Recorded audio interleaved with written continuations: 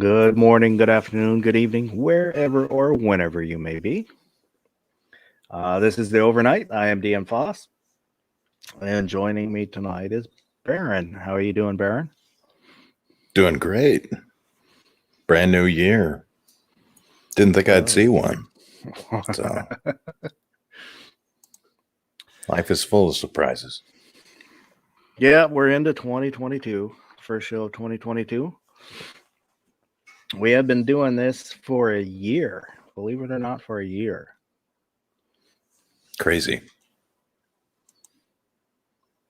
Delos is out there. Good morning. G-Webs. Mandatory Carry was out there, but I think he's got stuff he's working on. And KJO stopped by.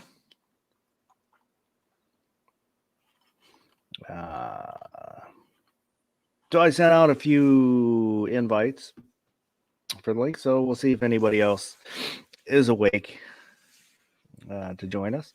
But yeah, it's crazy. It doesn't seem like we've been doing this for a year. Yeah. Has it been a full year since the first one? Technically, I think later in the month is Gotcha. 1 year on the calendar, but it's, this is if we lived in show. South Korea, we would consider it a year. I heard they don't do birthdays by month. They just do it by year. So if you're born in 2021, doesn't matter what month, you'd be one when it went to 2022. That could be totally wrong, by the way. I have no idea. So if you're born in December of 2021, you'd be one. Now, doesn't make sense, but DJ popped in. Good morning, DJ. DJ, send me an email at the untacticalfoss@gmail.com. I don't know if I have your email. So tonight, I thought we'd kind of look ahead a little bit in the 2022. See what might be stories on the horizon. And at some point, we'll do a 1 year giveaway. I've got the primary everybody. Whoop, whoop, whoop. There we go. Mug. And we'll throw in some stickers and patches and whatever else I got laying around here. That's from Men of Tupperware. Yep, Adam Rogers. Is that what he goes by on YouTube? Yeah. Men of Tupperware, Adam Rogers in real life, who is running for Ohio State Senate. And so I picked up one of his mugs, and we'll be giving away that. If you have guns and like to clean them, I've got some gun tube lube. I'll throw in that. And then, like I said, whatever else I can find or feel like throwing in a box. But what do you think is the most important story that might be coming up in this 2022? For national, world, or local? Where are we going? Whatever you think. Let's say worldwide. Possibility of World War III seems to be increasing on a daily basis. At least they want us to think that. Half me thinks they want to start a new Cold War. With you talking to Russia or China? Both. Apparently, they're in talks about teaming up. And they're both developing those hypersonic nukes.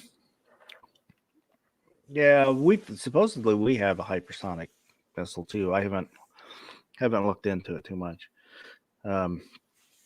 But I wouldn't. Well, I was going to say I wouldn't really worry about a new Cold War, except that if you're going to go into a Cold War, you have to go in from a position of strength, which right now the current administration maybe isn't willing to do.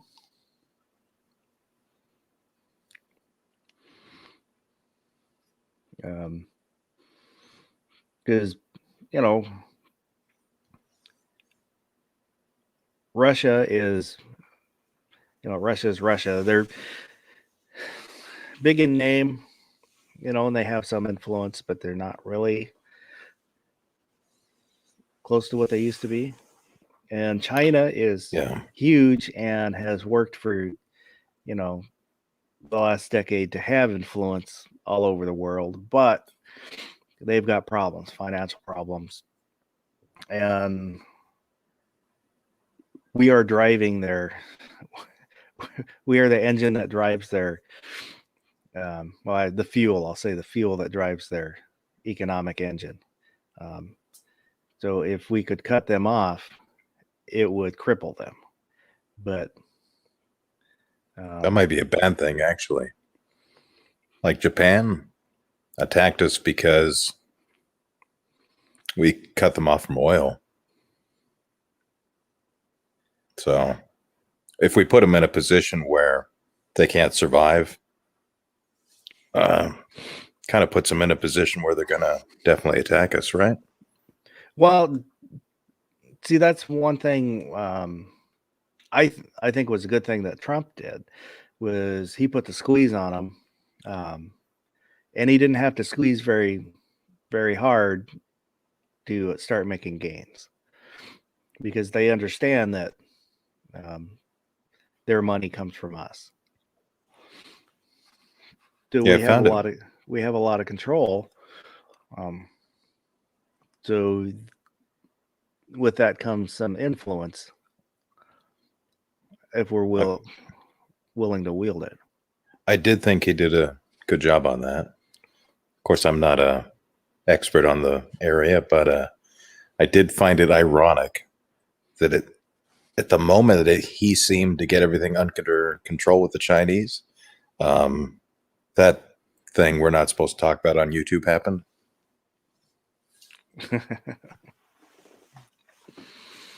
Yes, the Jaina virus. Yeah. I'm not saying they're connected, but it's pretty bad luck. I don't know. I don't really think they're connected, but well, definitely I don't know. Bad timing, though. But yeah, definitely. And I don't know how much we can go into it without getting shut down. Yeah, we'll have a little warning at the bottom of the videos. The CDC recommends, but yeah. Well, I just saw that yesterday. I was going back through the live streams, and the music one we did had like 38 copyright claims, which most of them didn't matter. There were 2 or 3 of them that did matter because it blocked the video worldwide. And wow, there's an option in there. That was one of them. But they have an option where you can have them go in and then cut out that audio, which, since we're playing like 6-9 second clips of the songs, wasn't a huge deal. And we weren't talking during that, so no. So I had them do that, and that cleared it up. Looking yesterday, another one popped up, which blocked it. And so I told them, said, go ahead and pull that audio out. And I have to go back in because it's still blocked. So I need to go back, see if it didn't take the audio out or what happened. But it's probably Johnny Cash. He's pretty pissed off at me. No, it was it AC/DC? I think it might have been an AC/DC song. It's so funny that they get mad about this stuff. It's free advertising. And we had played like 10-second clips, something crazy small. And it was like, it was nothing negative. No, and They yeah, should pay you. it's annoying, but they own the property, the rights to the song, so sure, I whatever. wonder, you'd think that fair use would apply, wouldn't Well, it? it should apply. Yeah. But see, that's one of the things. Now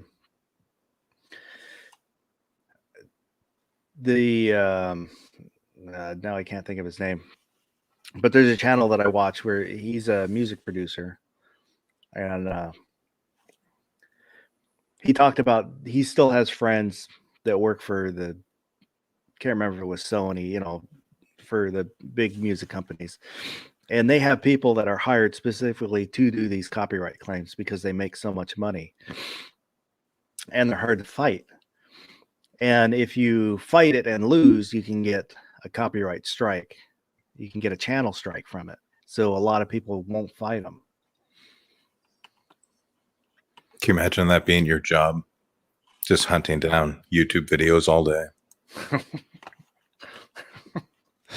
That's like Ben Stein when he was in the speechwriter for Nixon. He convinced them to watch. Sorry, just trying to do something there. He convinced them to let him watch soap operas because he said that's the public likes soap operas, so it would be good to understand what's going on in these soap operas. So he said he would lay on the couch all day watching soap operas.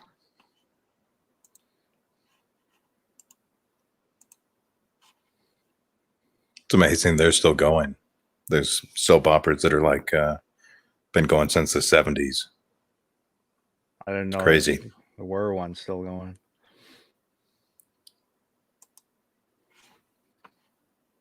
So I guess that's our worldwide, national. Let's say the midterms are probably going to be the biggest story, the 2022, if I had to guess. Yeah, I'm curious. How those go is going to affect a lot. There's talk of a big wave of Republicans getting in, and there were a bunch of Democrats that retired from the House. I don't know. I haven't really looked into it, so I don't know if there's going to be any great conservative wave coming in or not. It'd be nice. But, I agree with you on the condition that it's not do nothing Republicans. I'm hoping they get primaried out. We get some young bloods that actually want to do something. Well, I don't. Because I don't want them to take over and then just do nothing for 2 years. I don't know if the way the system is now, I don't know what can be done. I mean, I think you would have to have a turnover of everybody. Just because, I've heard from people who have talked to like state politicians where they admit, they can't really do anything because if you rock the boat, then you get marginalized. So you can't do anything if you don't play along. And, you would think it would be 10 times worse on a national platform.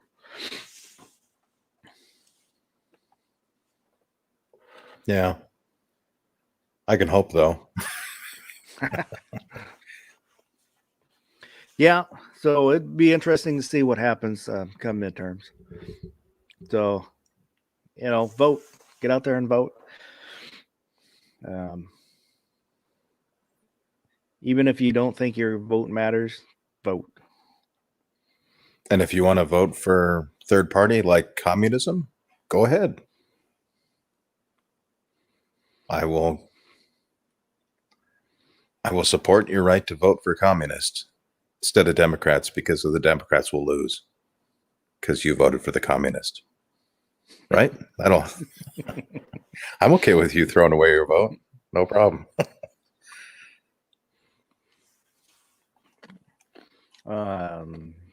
DJ Plain Ice was out there. Gunmetal Guy USA.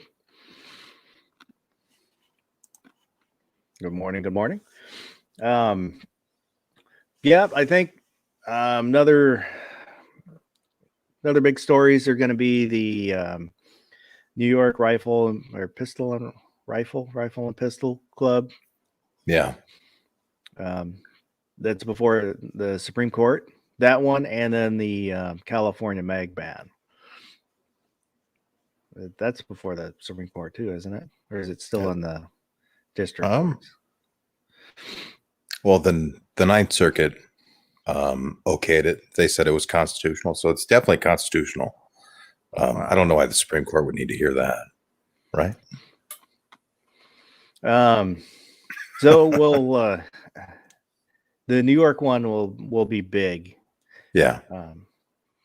Because it should basically say that you either get to conceal carry or open carry, one or the other. Because right now, for New York and California and New Jersey, it's hard to do either. And everywhere in the Ninth, you remember they what was it, Hawaii?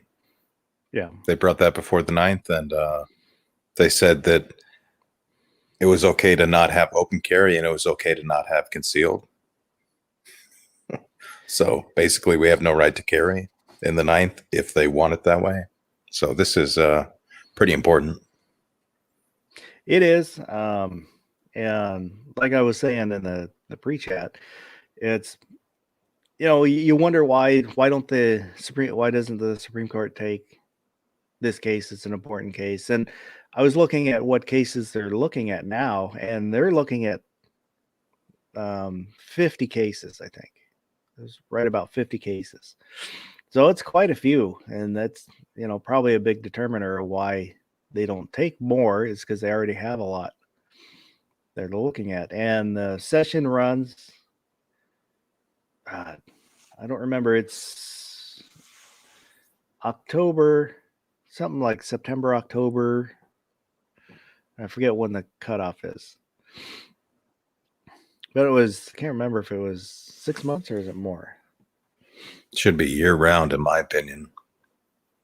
Courts shouldn't have off time. I don't know the history, so I don't know why it's set up the way it is. Probably so they can go home. I don't know. They need time off to get bribed. That's it, right? Can't they get bribed while they're on the clock? I don't know. That might be illegal. So the term is first Monday of October through June or July. That's what it runs. How's it going, D-Webs? How you doing this morning? Fair and Midland. Thanks for the invite. Oh, no problem. Glad to have you. As you know, it makes the chat job a little easier the more people you got.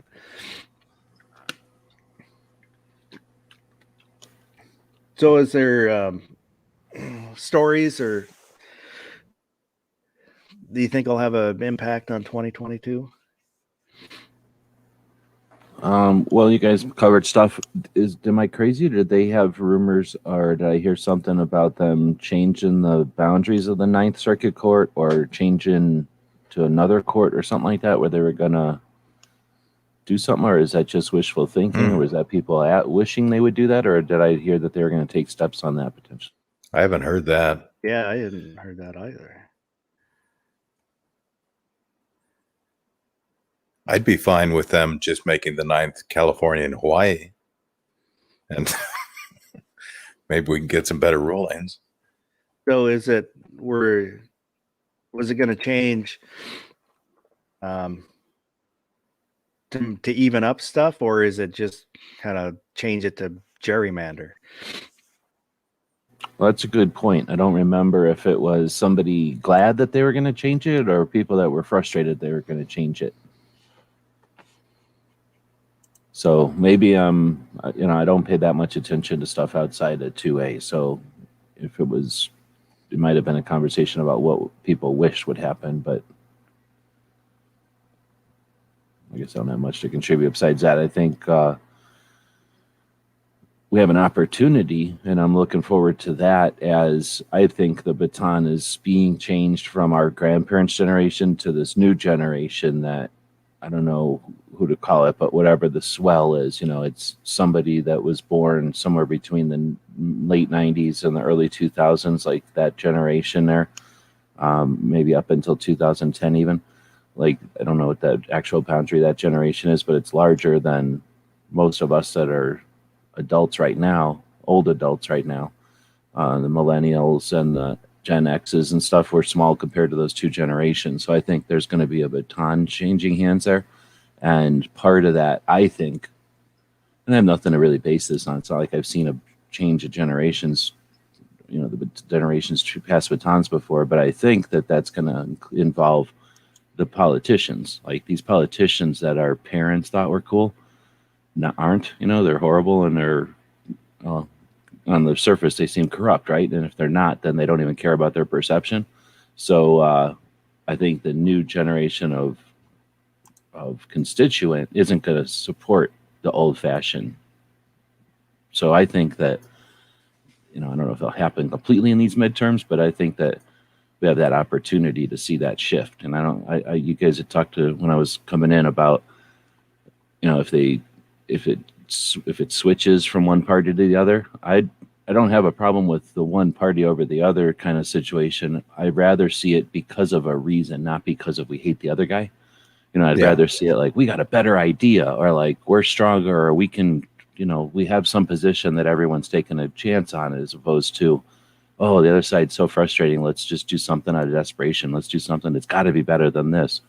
That doesn't seem all that pleasant on a future. So I know that's the one that they're trying to show. Like, you got no choice. It's choice. It's always between two evils. But it's not hard for politicians. The new politician that replaces an old politician, it's not hard for them to be better. They can certainly be bad, but it's going to be tough for them to be as bad. So, what I'm saying? I think the new gen, or the new version of politicians, are just going to be different and younger and newer, and potentially give us a better opinion or whatever, like a better experience with government representatives again. Because the government, I still say, is strong, and it's just the individuals that are in place that are frustrating and drive people nuts and get, do things that get the bad attention and stuff. The system that they're living in is still decent and strong and worthwhile. I'm not really seeing any stories on redistricting other than, within a state. Then I might be mixed up and just taking a theoretical wish it was this way conversation and applying more to it. Yeah. I do know there's I think there's talk of another county trying to join Idaho from Washington. That's the only thing kind of like that I know of. But that would still be in the ninth. I don't see those ever happening. Is Washington, or Oregon, or whoever's talking about breaking off, that state will never give up the land. I got a better idea. How about we give Idaho to Oregon? Wouldn't that flip Oregon red? Instead of taking part of Oregon for Idaho, give Idaho to Oregon? It'd give them more potatoes. Yeah, it would. What is Oregon known for? besides being weird? I don't know. the Basically the Oregon Ducks. That's probably what they're known for. The college Yeah, I think football of two team. things. It's how you get to California from Washington, and it's Portland being weird. That's it. I would say Nike, but probably nobody knows that there's an affiliation with Oregon Yep. and Nike. Or what were those religious people that were living out in the middle of the desert in like the 80s? Forgot what they were called. The They're running around giving salmonella to people in salad bars, and I don't know. There's been a few of those groups running around the Northwest. yep. It's just the now I can't remember the name. Is up in Tacoma, just north of me. There was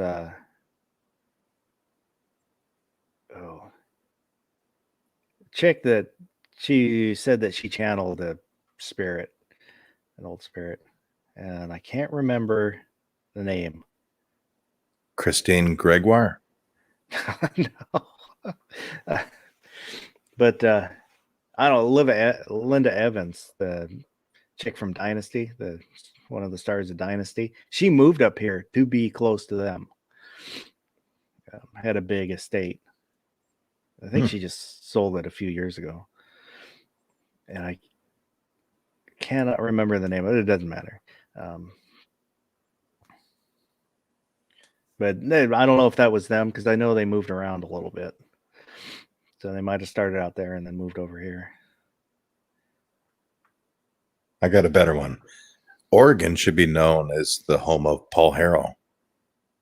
We should make that a thing. Yeah, I'm down with that.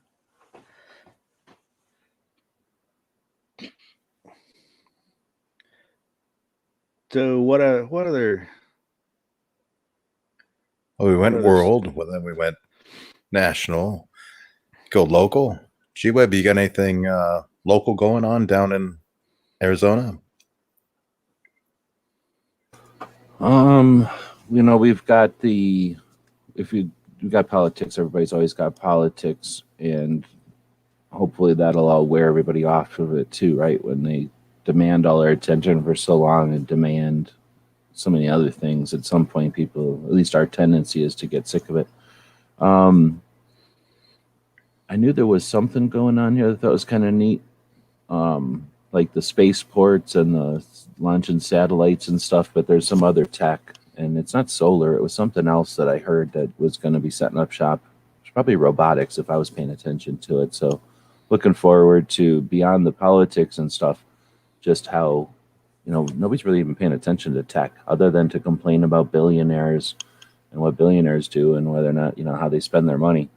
Nobody's paying attention that the billionaires right now, a couple of them are paying a lot of attention at getting into space. And unless they made a bunch of money in order just to throw it away, there's probably some potential there. And we never hear at all about what China's doing as far as private space, or what other countries might be doing as far as private space. So kind of looking forward to what tech does. I mean, we've got 3D printers. I mean, some tech there, I'm sure. So I'm looking forward to, besides all the politics, what this year unfolds or uncovers. Yeah, I saw. I was flipping through probably Instagram, and just kind of flipping through, and I saw a short video on. It was a pathway, and with tiles that moved just a little bit, and to generate electricity. So when you stepped on it, it moved a little bit, and there's probably a coil and a magnet to generate a little bit of electricity. So if you had, a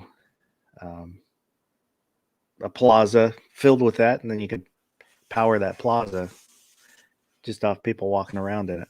Wow, I thought it was interesting. Yeah, that's cool. Kind of like how wasn't it the Russians? They had those spy devices that would get powered off the sway of the building that was attached yeah. to. Remember that? Like they'd build them into the building during the construction so that they literally could never get to change a battery or nothing. So they just made that kind of stuff so they could put lit strings and devices on the walls. Yep. Yeah, and what DJ brings up, the European and Australian examples of limiting rights to not just guns but weapons. I am curious on Europe. Really, Europe? really curious on the pushback in Australia. It's Yeah, and I thought just in Australia, the rest of the world after seeing that, right? Like nothing's in isolation anymore. So if you push really hard on one country, all the other countries either expect it's going to come or are going to resist so that it doesn't happen, right? Like, but they're going to see that that's on the playing field now or whatever, that's on the table. yeah, and I would love to talk to somebody in Australia, but I've thought about it, but I don't Are they want them allowed to to talk?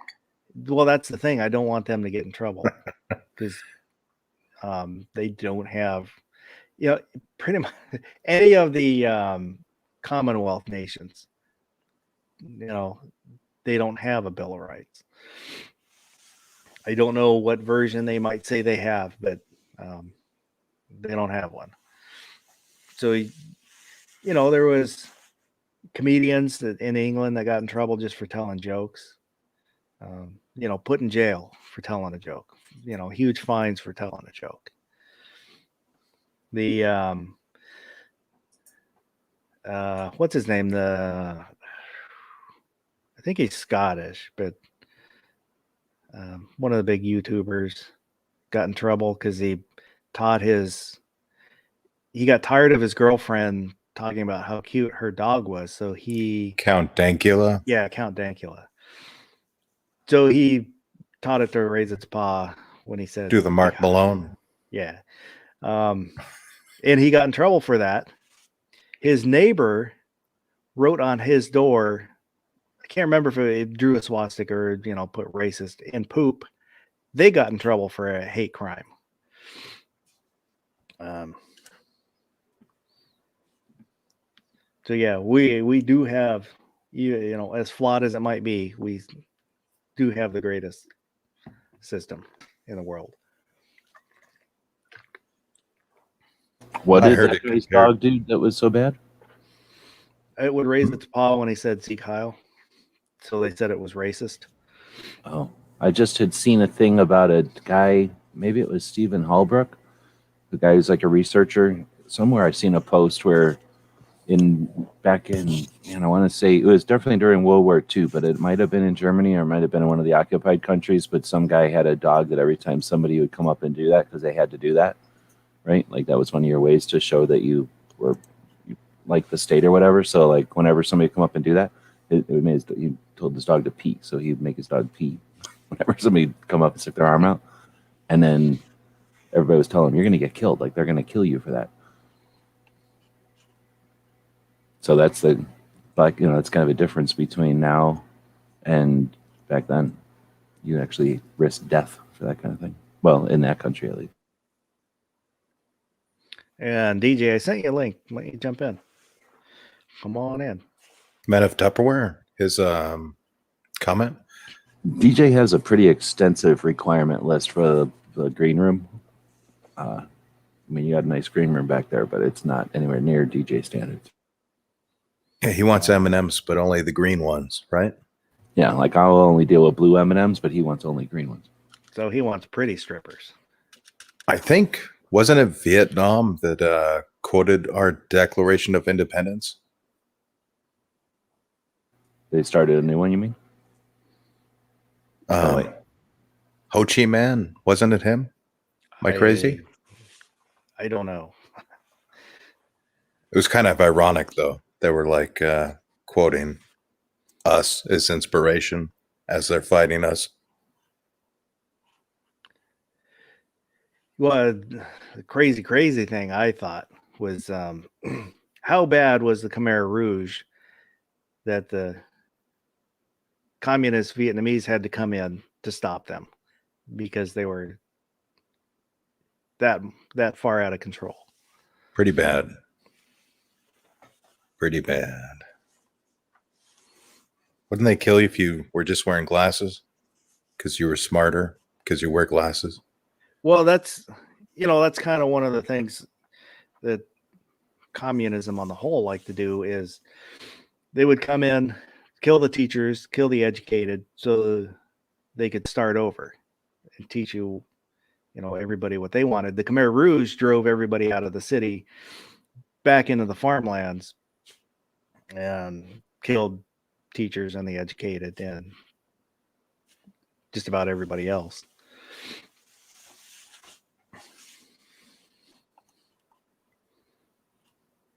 Well, I'm sure they'll work the kinks out of communism eventually, right? They just haven't had a chance to do it right yet. Well, they're Yeah. not communisming hard enough. I was told by someone that communism doesn't actually exist. So Well, it's the they've same never as tried it. when they complain about capitalism not being perfect or whatever, and then we'll say, "Oh, well, we got, modified capitalism and stuff." So I'm sure it's the same kind of thing. Like they'll say, "Oh, well, see, you're okay with a version of capitalism, but we have to have perfect communism. Like, just give us a chance to have our we'll just have to tweak communism just a little bit, and then we'll figure it out." Like, you know what I mean? Like I'm sure they're grasping at the potential as much as anybody else. It's just that I don't understand it because their potential is everyone has to think like me, where the opposite is everyone gets to think how they want. It's like they don't have that they have that disconnect, right? Like everyone just has to think like me and it would be perfect. Like they don't realize what a big ask they depend on. Yeah, Well- they hate it when you don't see eye to eye with them. Yeah, like When- that can't work with it, right? It has to be you all see eye to eye or you can't exist. It doesn't work if you don't agree with it.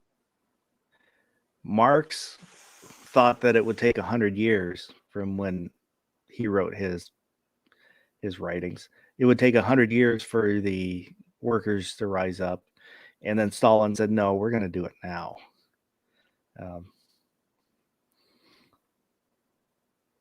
And I was chatting with a Maoist in Discord, debating, what were we debating? Might have been gun rights or the topic we're not allowed to talk about on YouTube.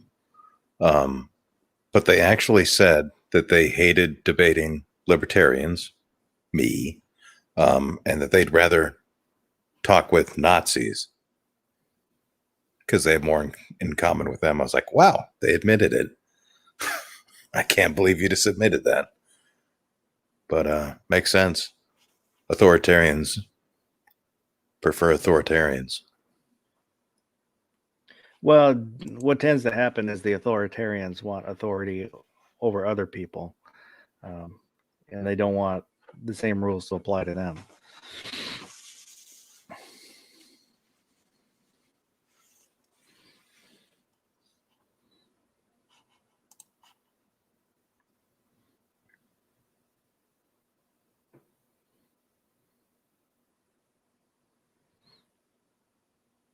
What you're highlighting there with DJ,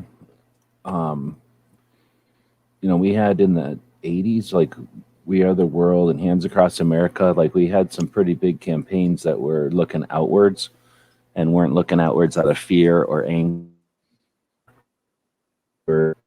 Can we use all this new tech, this reach that musicians have, this like interest in the world and not being in the Cold War anymore? Because I think that had a lot to do with the transition out of the Cold War and the release of those tensions, right? They had to show themselves in some way, and all these well, I guess I've seen a couple of documentaries recently that show how the movies, how pop culture movies and music helped to do that, helped to either intentionally affect that or unintentionally, create some of the situations for change.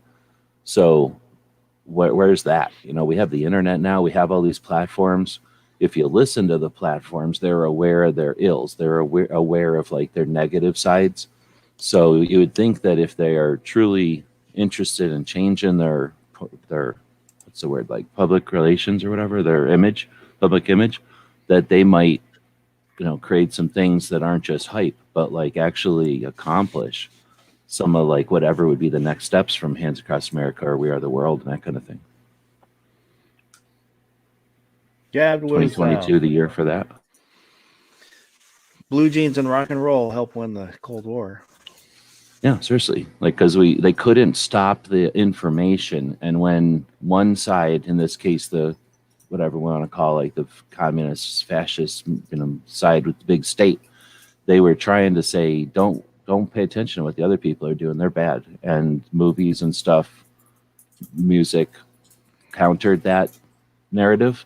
And then eventually that interest and everything couldn't be stopped, and then they couldn't kill enough people to stop them watching movies, and now things changed, right? At least that's how I saw it going. It's in 2020 hindsight, that's one way to see the path through all that. Yeah, that's what that's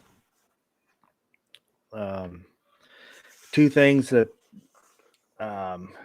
the dictatorships will clamp down on is information and free movement. That sounds familiar. I feel like we're kind of dealing with something like that right here. Yeah. Yeah, and I've always kind of thought that I don't think you're going to stop the cough. It just needs to basically run rampant, and then the herd immunity. From there, you can do seasonal, like flu shots for the cough. Since it wasn't something that everyone can agree upon, the only solution to it is for time to happen, right? So that everyone can then look back and reflect on what people did do and the success and the failures and all the real reasons and all the real consequences, right? And then with that hindsight, decide what to do next time around. Yeah. So if nothing else, we've got another year of, evidence of all the decisions that were made and then consequences. And now there's no hiding it. Like, we know what people said was going to happen. We know what did happen. We know what people said they were going to do, what people did, and the consequences of it. And I guess, if all of a sudden we go to a meteor about to hit the earth, we'll never look back at it. But if nothing else giant comes along, we got nothing left to do but look back at it and scrutinize it. And you can't hide from the internet and the scrutiny that'll happen from all angles, right? Like, if somebody did something wrong here, like, it'll become known, right? With time. Yeah. Now, that happened with the AIDS epidemic. Right? Except it in slow motion compared to what'll happen this time, right? I would think. Yeah. Because you got the whole world caring about it this time. Like, I guess AIDS was the whole world, but we didn't. I guess I shouldn't say that. I was just talking about Hands Across America and stuff. Like, there was things that were paying attention to it on a global scale, but still tiny steps towards where we're at today and the ability to do things. Again, if TikTok or somebody wanted to actually change the world in a good way, like, they could do stuff that isn't weird and do stuff like, that. Well, I can't use an example because I can't think one, because they haven't done it yet. But there's things that could be done with these giant platforms that could, solve malaria, for example, or something like that. They just haven't tried to do it or haven't put that, emphasis on anything like that. I actually heard they have for the first time ever, they have a malaria vaccine. Yeah, I think I heard something like that too. Well, the one difference, I think, like between AIDS and the cough is I will say the state was able to generate more fear of it, and basically panicked people about it. And I saw that where early on, at work, I was trying to help somebody, and So I stepped up to them to talk to them, and they freaked out. Their guy puts his hand up and he's like, get away from me, back up, back up, back up. And I'm just, tried to explain, I'm just trying to help. And he freaked out and ran away. And I think that they're able to generate enough fear where they still can maintain control.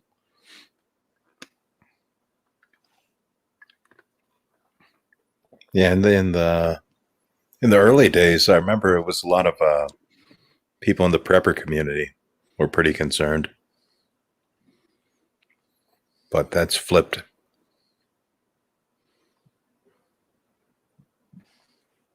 Like speaking of Washington State, one of the biggest, I think, correct me if I'm wrong, Wrangler Star, would he be the biggest Washington YouTuber? This is the biggest I know of.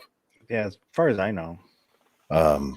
He was like using UV light to like sanitize all the mail he got. And, Yeah. yeah. It's fun to go back and watch the old videos from back then. And when people didn't know what was going on. That's what I was going to say. Some of that, it was something new, so you weren't sure how to deal with it. But if you look at all right, we're going down a road here. If you look at when restrictions were put into place, two of the things that got restricted, guns and church, because those are threats to the state. That's, this is just my opinion. It's a wacky opinion, but so those states that clamp down hard on their citizens, those are two things that all of them went after, came out and said, you don't need to buy guns, and then clowned on everybody when there was the panic and people were buying guns for protection. Oh, you can't shoot the virus. You can't this and that. Well, it's none of your goddamn business if they buy a gun or not. It's their right. And it was going concurrently with the peaceful protesting last year. I think that was a big part of it. Man of Tupperware is saying that Wrangler Star is starting his own church. Yeah, I heard about that. I knew he had property he was building for some type of workshop. Yeah. Come out and do a month with them or something. But yeah, I'm not worried. We got a lot crazier people. Church of the Holy Mountain. Yeah.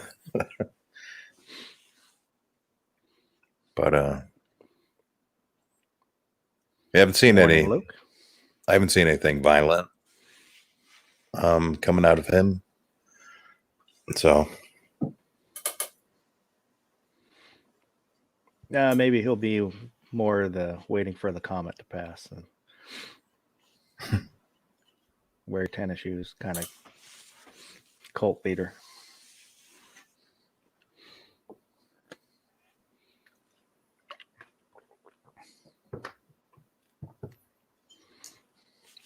yeah, what did modern homesteading, isn't that a slogan? Something like that. I don't know, because he always talks about, I know he says, what did he say, professional homeowner? Oh, yeah. Something like that. He's always going on about East Coast guys. I got to agree, though.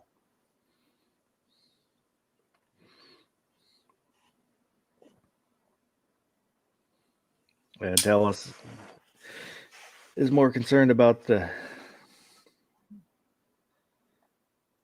legislative nonsense going on. Yeah. I agree. Yeah, I was going to come to that. I got all the bills pulled up right now. That is definitely my biggest concern locally in this state. And just not sure why he's awake, but I'm glad you're here with us. That's the slogan for this show. Well, that's not bad. Not sure why we're awake.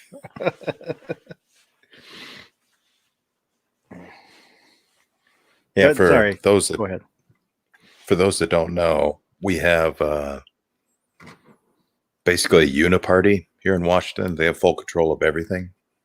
They got the House, they got the Senate, they got the governorship, and they have full majority. So like they're not Republican, not Democrat, you mean? No, they're just all Democrat. they're all Democrat. Oh, Yeah, okay. there's talk that there might be a little bit of movement for the Republican side, but I don't know. And we just had a what was it? I think it was a senator from, was it Whatcom County? Just died from COVID. Oops, I said the word. No. And Yeah, I then don't they also, remember where he was from, but yeah. but and we had one pro-gun Democrat, and they, what do you call it, appointed him to a higher office, so he's not in the House or the Senate or whatever he was in. So we're down to negative votes for passing gun control. And what do they got? We got an assault weapon ban, which is one of the worst I've ever seen. Ghost gun ban, high capacity magazine, anything over 12 rounds ban. What am I missing? Open carry ban in certain areas. But they do have grandfathering, but the way they wrote it, you're not allowed to leave your house with the items unless you're going to either the gun range or you're going hunting. Yeah, it's kind of like New York. Yeah, it's bad. Yeah. And the way they wrote this assault weapon ban, G-Webs, anything with a detachable magazine that's a rifle, automatically banned. Let me ask a couple of questions. Has there been any assault weapons cancer in Washington state since this? Has anyone gotten cancer of an assault weapon from an assault weapon? You know, I haven't been feeling very well. I might need to go to the doctor. Get that checked out. No. Has any assault weapons walked into the state capitol and taken it over? No. No. So I feel like those laws have been pretty effective.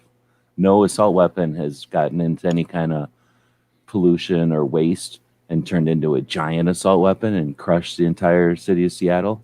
That hasn't happened. I feel like this has been pretty successful legislation in the big picture. You know, actually, that might explain the pollution in Puget Sound. It's all those boating accidents. People are losing assault weapons in there. There's going to be like a small island of assault weapons eventually gets created. Yeah. All the feral assault weapons get into pack mentality. You know, it's funny. There's an island out in the Puget Sound called Trump Island. It was It's got already nothing called to that, do with- or they called it that because okay. It's got nothing to do with Trump, but I can't imagine it's very popular at the moment in Washington State to live on Trump Island.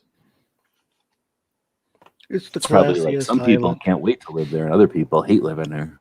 Right? Trump should buy it.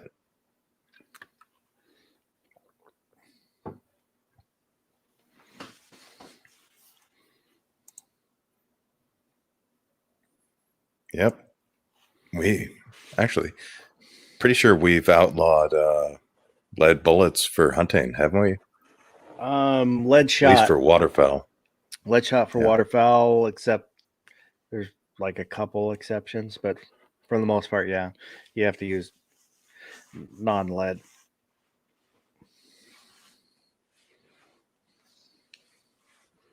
Which is funny because you can use lead at the gun range, and at the, you go skeet shooting, you can use lead. Well, because they harvest it from a range, they'll go in and, what do they call that? Sift the berm and pull all the lead out of it. Yeah, you can still hunt with lead, just not waterfowl. Yeah. I always figured it'd be better to shoot with copper plated just because I don't want lead wiped all over everything. Yeah, I think I've got some steel shot. I don't know. It's put away. I bought it just because that's all there was to buy.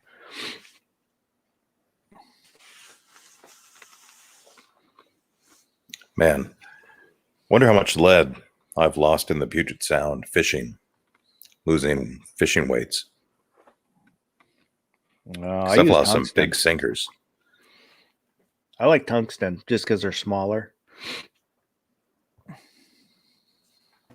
I'm That's not the true. brightest person. I used to, well, it's not smelting, is it? If I you used to melt it, cast yeah. my own fishing lures.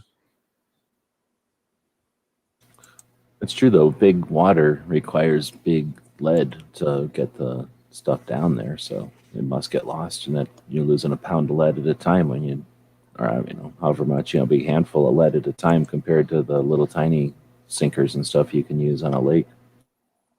Yeah, it's always entertaining. It's like, did I catch the bottom or do I have a halibut? I don't know, because it feels the same. They can get pretty big. Yeah. Yeah, I was up in Anacortes when I think I was in high school. We were up crabbing up there off the tug docks, and a guy fishing off the tug docks caught a halibut. I forgot how much it weighed, but I mean, you can't see my hands. It was probably Oop, 2 foot across. how do we do this? There. Now do it. Well, you don't need, There you go. Yeah, they get massive. They get big enough that you need to shoot them. Are they the one that lay on the bottom and they got their eyes on one side? Yep. or Or is that no, it lingcod? That's lingcod. wasn't a halibut. It was a skate. I think it was a skate, which looks like a halibut. But yeah, they've got the color on one side, so they can lay flat, dig into the sand, and you see their eyes up above the sand. That's what I prefer halibut to eat. I don't mind trout or salmon. I'll get a craving now and again. It's not my favorite, but the whitefish like halibut I can eat anytime. I miss rockfish. Those are endangered now. I guess I ate too many. Yeah, I don't know when they were endangered. I caught one when I was a kid. It's like bringing up a rock. Yep. Again with the hands.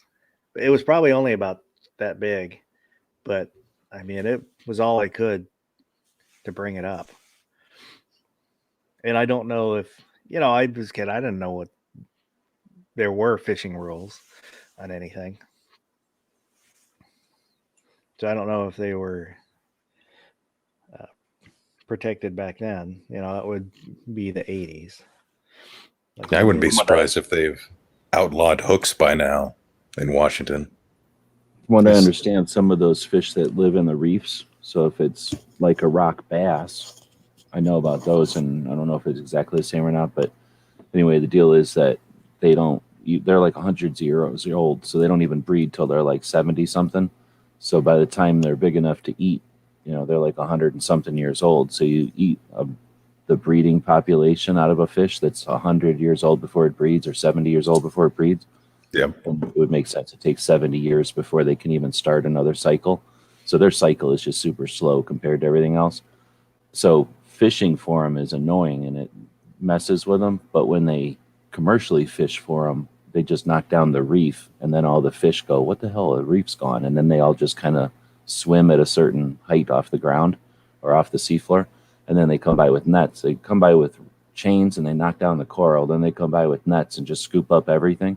And then they just keep what they feel like and throw the rest overboard. Of course, that kills everything. And the stuff that takes 2 years to repopulate wouldn't care. It would come right back. But all the stuff like that takes over our lifetimes to come back and breed, it just can't. You know, it died. Plus, we killed its area. So that's why they started banning the sale of those kind of fish, because fishermen were like, well, I don't care. I'll just find another reef. And then they're like, oh, wait, there's no more reefs. You know, like if you look at a clock around Australia, it's sad. Don't look it up because there's not, you know, they did that for too long. So it's different when you're on the shore throwing a hook out there or in a boat or something, but it's the dudes that were doing it industrial that were the issue. From what I understand, those fish that hang out in reefs that we ate. Because we would only eat the fish that ate the other fish, right? The one that had the good meat. All the other fish, there's like 300 other fish that make that ecosystem, you know, to get that fish out of it. And Manitoba says he prefers sunfish, crappie, cod. Sunfish are probably my favorite to fish for. So we got lots of bluegill around here, and they're fun when they fight because they're narrow, but they're round. And they'll cut hard left and right. So when you're reeling them in, they go way one way, way the other way, cut back and forth. It's like a break, water except the break that doesn't want to get caught. Yeah. And they're pretty aggressive. If you get a school of them, if you can find it, as soon as your bait hits the water, they'll jump on it. And you can go back over and over and over. They're basically 9mm piranhas. Kind of. I caught a hand-sized one time. I didn't hook it. It was wrapped up in fishing line, and I hooked the fishing line and brought it in. We used to, when we would go fish during the summers, we would go on, what do you call them? Like a day, what do they call it? Like a tour with a guide. You know, somebody who really knew what was going on that was a local. A charter? A charter. Couple of times we would do that. Like we would fish on our own because we couldn't afford to do that every time. But you know, once in a while we would take a charter and go get like just harvest fish. Like we got a lot of fish when we did that, and you'd go up and fish for. We were fishing for walleyes back then, but because that's what my grandpa wanted. But so we would be filling coolers with walleyes, you know, or attempting to. But then for lunch we would go catch bluegills to eat. And yeah, it's a whole different kind of fishing. It's super fun. I used to really, really like that.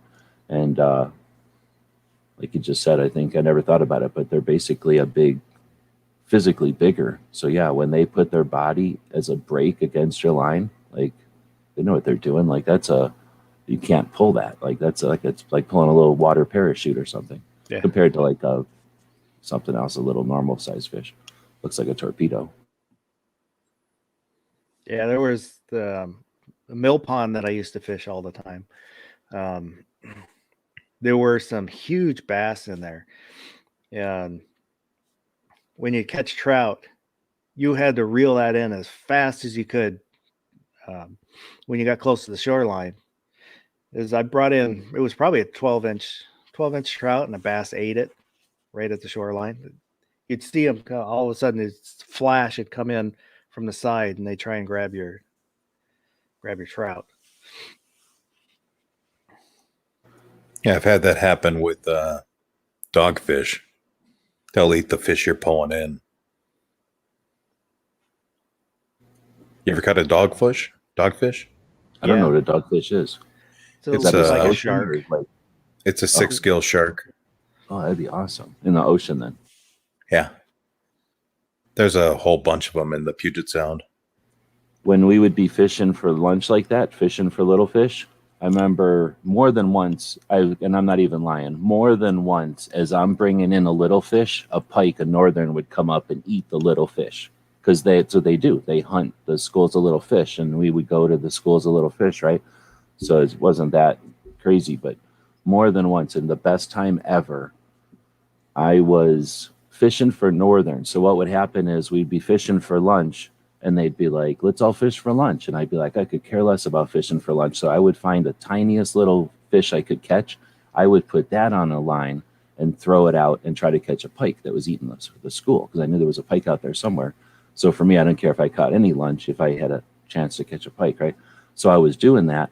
And I'm a little kid, so I wasn't good or anything. I had pulled the line, or the, what do you call it? Like, I was going to cast. I had gone so far backwards that it hit the water behind me because I was going to throw this fish, right?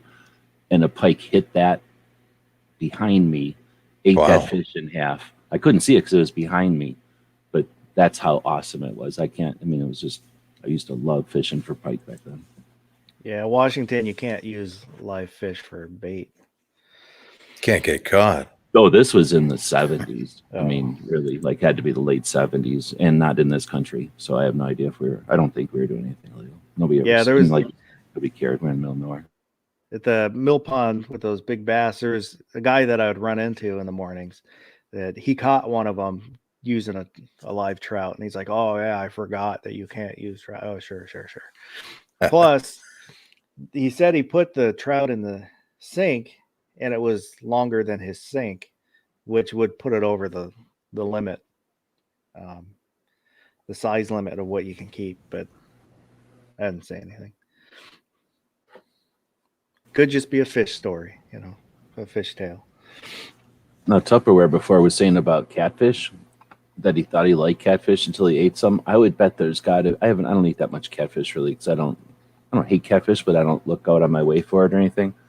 But there's got to be a giant difference between going to a creek or a lake or a creek, really, and catching a catfish who's been eating bugs and other fish and whatever all its life, versus one of them catfish from a farm where it gets fed breadcrumbs or whatever they eat. They don't eat breadcrumbs. They probably eat chicken food or something. Like, they probably eat some kind of engineered food.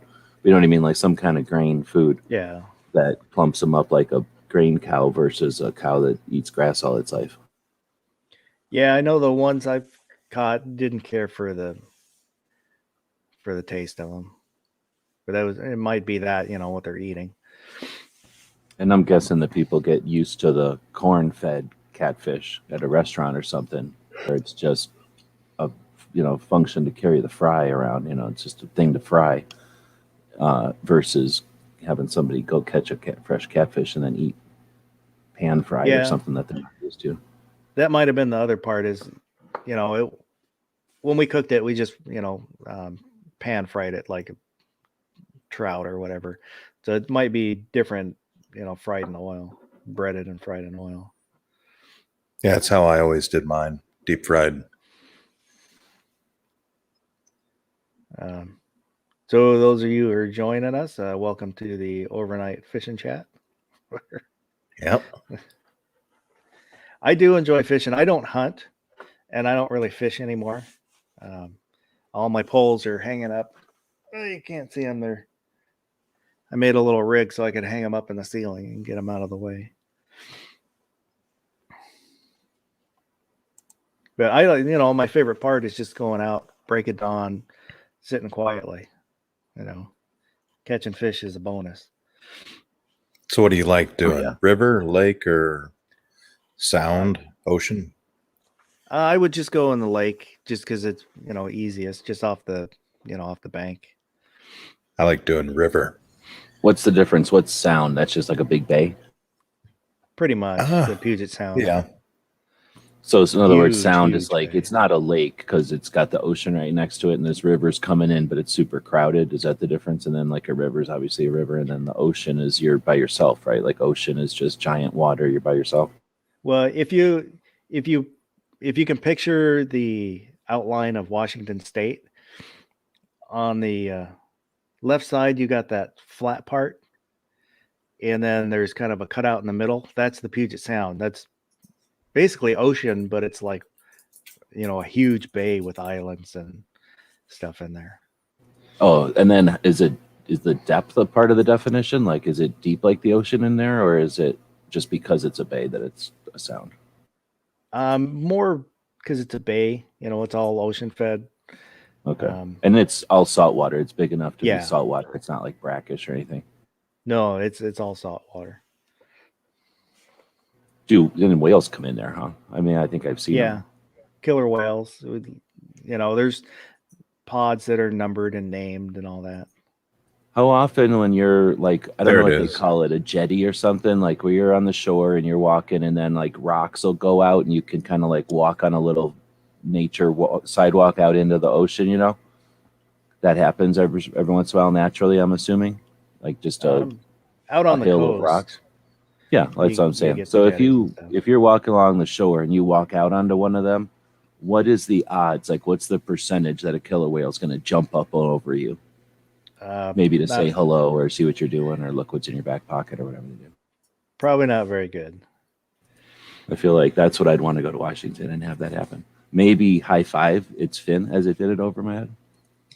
If they'll do that, if that's okay, if that's legal. Yeah, last time I was out at the ocean, there's a bunch of pelicans, but no killer whales. I've seen them.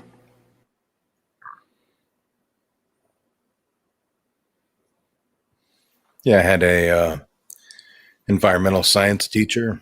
He called the Puget Sound the toilet that never gets flushed. Nice. Well, Yeah. it's a super fun site. I Well, don't there's know. a lot of aerospace. Is it from that or is it from something else? Well, you I got think- some Navy bases, and you got Boeing down there. Yeah, I forget how deep the junk is sitting on the bottom. This back in the late 80s, I saw a story about it. I don't know how clean they've gotten it, if they cleaned it up or what.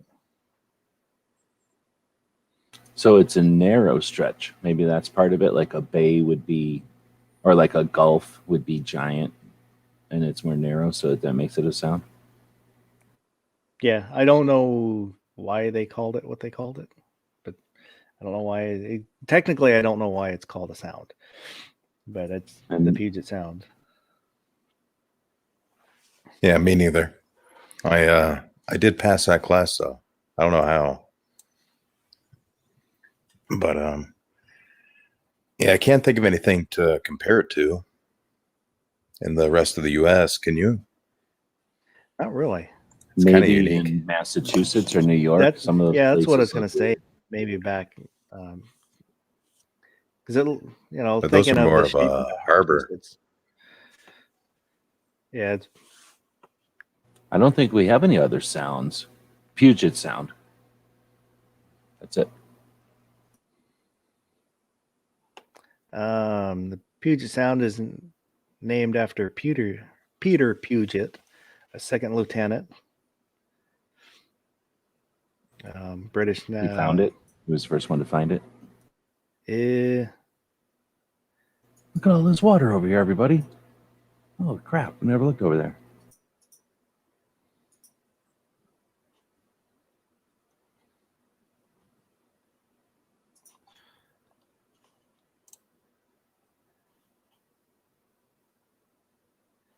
Yeah, I'm not sure if I'm going to find why it's called sound.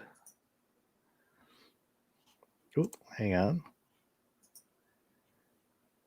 Who Oh, were I the found first- found who a were the list.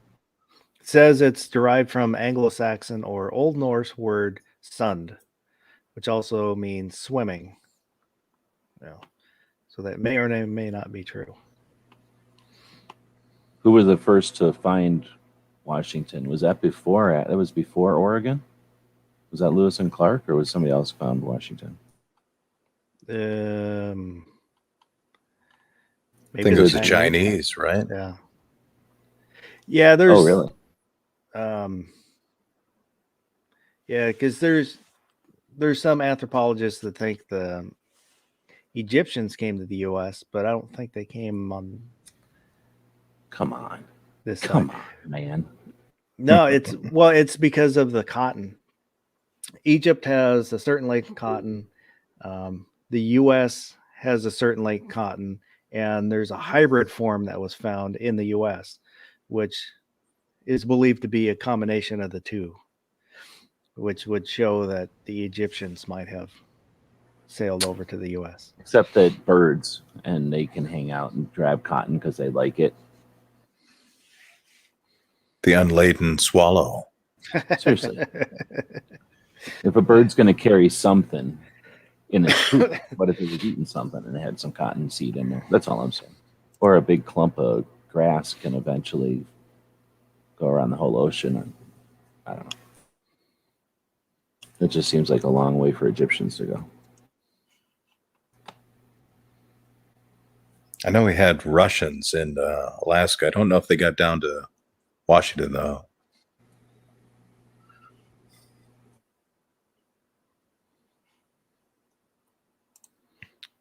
Yeah, see Sergeant Joe Smith saying that the Egyptians wrote about sailing to America.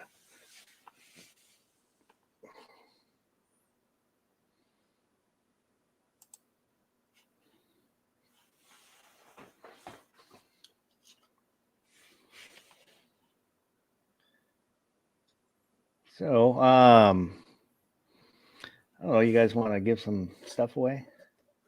Sure. Give it away. Give it away. Give it away now.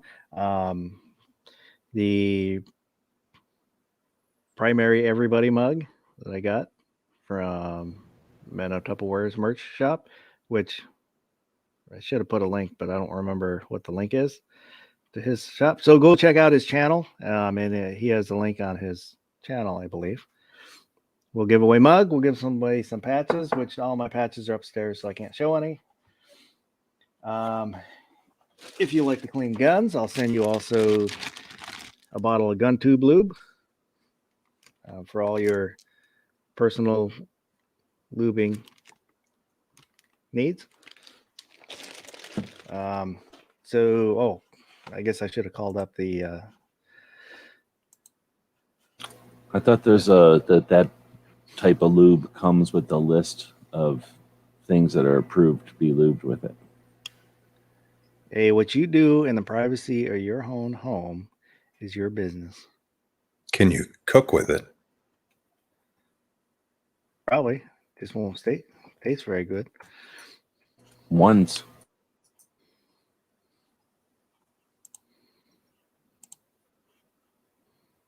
So we will do. Oops, I don't want to show that. I wanted to show that. So type out in the chat, hashtag takeover. And then we'll let that run for a little bit. And then we'll choose from those who enter.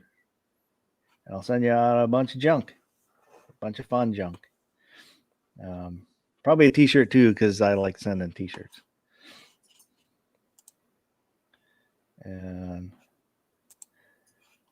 while we have a break, why don't we hear from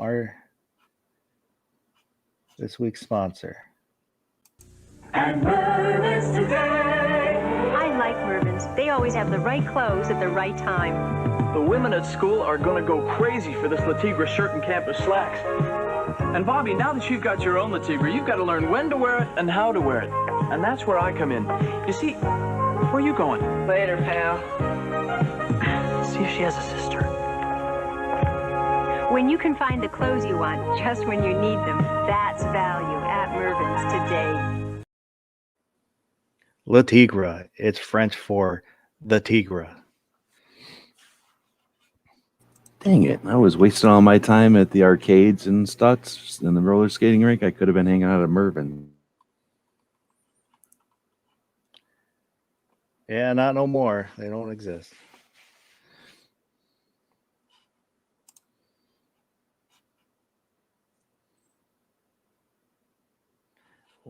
While we're waiting, I guess I could announce the we covered a little bit of, or touched a little bit on the bills in Washington that are up for this next legislative session. Sorry, it's almost 2 a.m.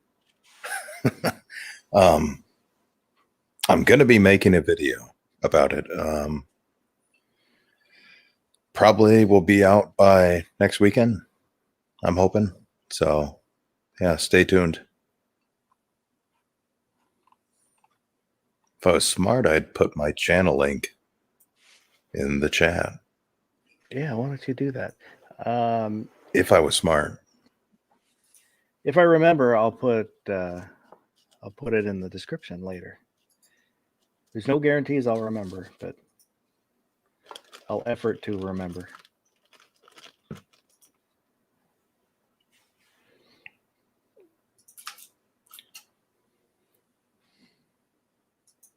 But yeah.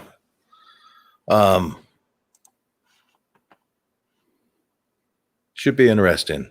I'll leave it at that. I want to check it out.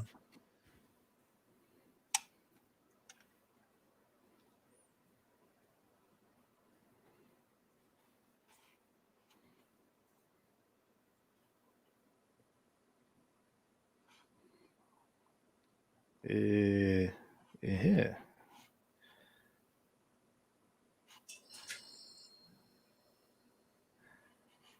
Well, StreamYard doesn't seem to want to let us do a giveaway. It won't open up or what? It says there's 0 entered. It says what? What does it say?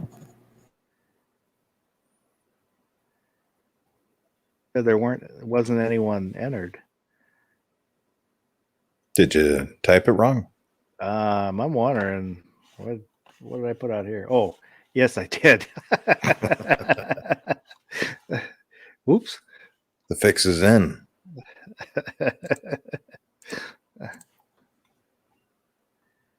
Let's try this again here.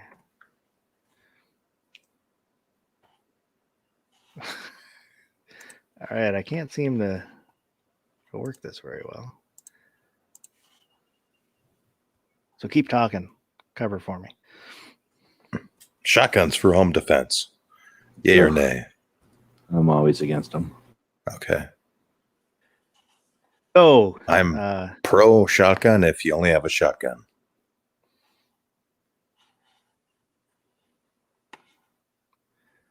Oh, that's the problem. I used the wrong hashtag. I don't know what I'm doing, and I'm not this very is smart. from whenever you were Yeah. doing the Kaiser Coop. Yeah. So I'm over here typing in overnight. That's why it's not coming up. There we go. All right. We got 6 entries. Well, that's probably everybody, but we'll let it run for just a little bit longer. So G-Webs can tell us, why do you hate bullpups as you do? Yeah, I don't know. Where'd that come from?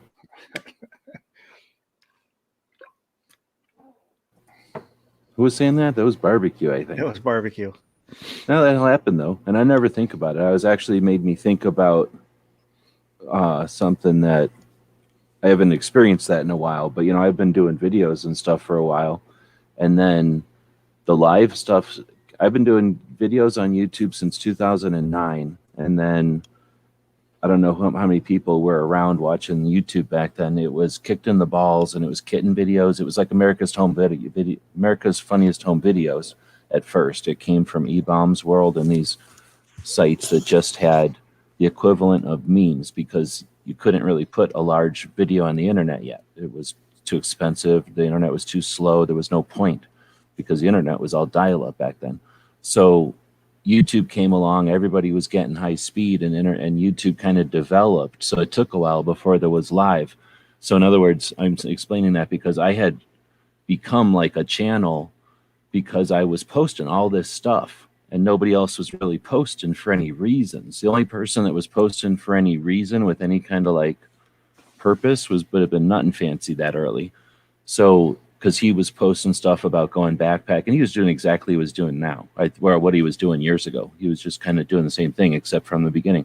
And I was just doing explanatory videos, or like taking something apart and showing what it looked like inside, or taking people out to where we would shoot in the desert, just showing people experiencing what we do. And so I had all these videos. When live came around in like 2009 or 2008 or 9 is when we got on YouTube. 2010, you could go on live on other platforms and then post it to YouTube or stream it to YouTube. And then we had an audience that wasn't just watching our videos, but now, oh, what you said last night was this, or, tomorrow, can you talk about this? So now it became more of a daily thing, more than, there was like repetition to the YouTube. And then it would be like, hey, we're going to SHOT Show. What do you want to see, kind of thing. And then YouTube did live, and we had live right through YouTube for years, from 2010 till 19. So for 9 years, we created audience and stuff. So I guess when Barbecue said that, it made me think, like, I've always, my entire time online, people have had an inventory of stuff that they know of that I've already made. And I just, I knew what they were talking about because I had just made the content. But nowadays, 20 something years later, I have no idea what somebody looked at. So if I said, I hate bullpups, like talking to somebody one day in 2012, how would I remember it? You know what I mean? So maybe I did say I hate that in 2012. And now in 2022, like, I don't remember that. I'm old. So that's something that's kind of weird. And I don't know. I mean, everybody has to deal with that to some extent. It's just that, it happens to me more often, I guess, because I just have more stuff out there and I talk to people all the time online like this. So that was definitely interesting that he was like, I mean, he probably would have put money on it that I hate bullpups, and I would have put money down that I have no opinion on bullpups, unless you're like talking about giving me one or asking, specific question about one particular one.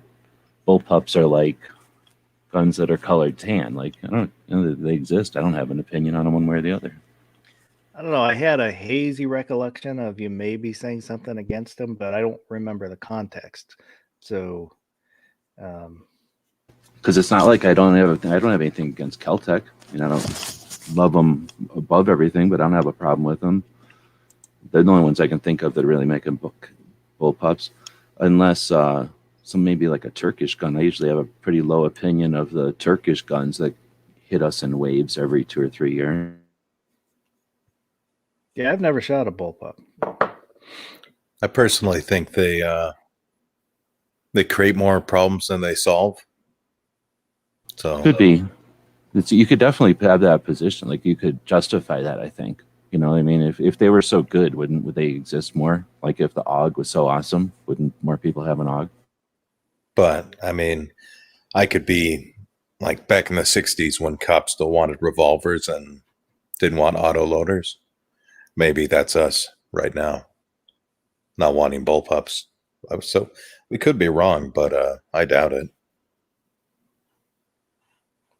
The whole point of a bullpup is to make the gun smaller, but have the same like 20-inch barrel. Yeah. That's so you can like get in and out of a car. But if you're like in an urban environment, getting in and out of a Humvee, why do you need the 20-inch barrel in the first place? You're not shooting 500 yards. So I don't get it. Yeah, I watched the video, and I can't remember if it was Paul Harrell on accuracy and barrel length, and like between 16 and 18 inch, and I can't remember the 20-inch, but there wasn't really a big difference between the two. Well, it's Yeah, more you'll than just have- accuracy. It's accuracy, but it's also energy. So if you Yep. can deliver more energy downrange, now you're more effective, and you can Yeah. be more tight at 300 yards, but sloppy at 500. That's more important to somebody. And it depends on what your deal is. You live on a 4th floor, 5th floor apartment. You want to be able to hit accurately at the ground level, right? Versus somebody who lives in a ranch or something, and they might have to have different circumstances, or somebody that's in an apartment where they don't have any care about distance. But I was going to say also, there's the thing where if you're talking like SWAT or special operations where they're like doing door kicking, then yeah, they don't care about distance for the most part. They're going to have Overwatch that certainly cares about distance and has stuff set up, all about distance, but they're going to be a distance away where it's useful, right? But those are like, you get to pick your tool for surgery. Whereas a first aid kit, you just have generalized stuff, so that one size fits all, or one thing has many uses. And if you're just an individual purchasing a firearm or a small number of firearms for lots of different purposes, that's where I could see wanting to have a 308 with a long barrel to be able to deliver energy at distance accurately, but still have the ability to use it in smaller situations, or have something that doesn't get knocked around that has to be a giant fragile, this is a one-use, one-trick pony type of gun. So I could see the practicality of it. And the AUGs can be super rugged. They're just $1,700. I mean, it's real difficult. Most people aren't kicking around a $1,700 gun. So why don't we go ahead and do our giveaway? Let me get rid of that. I put in take overnight. I got it mixed up. Oh. So beep beep boop boop beep beep boop boop boop beep beep boop beep beep boop boop. And G-Webs. Right on. So do I just PayPal you the rest of the money, or how does that work? Shh. So I have your address, so I think half of what poor I'll send DJ thought he probably came won. from you. Because it stuck on his name for a while. Oh, sorry. We'll get that so that he watches again in 2 weeks, so that he's like convinced that he's going to get it next time. StreamYard is a tease. It's good to see that it isn't rigged, that it can work out well.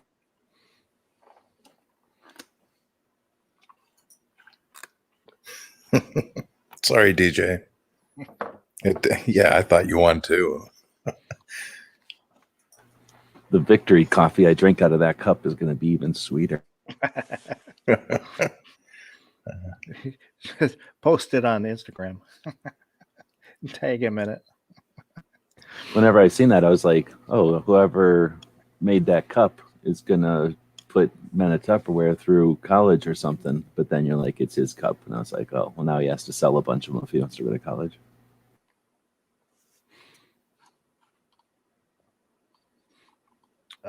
Baron, if you can do me a favor, I can try. can you look that up? See if you can get a link for it. We'll post a link for it. Yeah.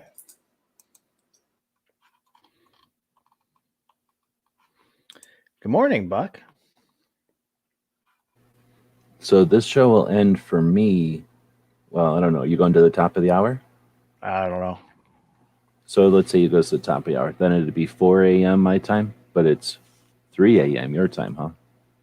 Yep, right now it's 2:34.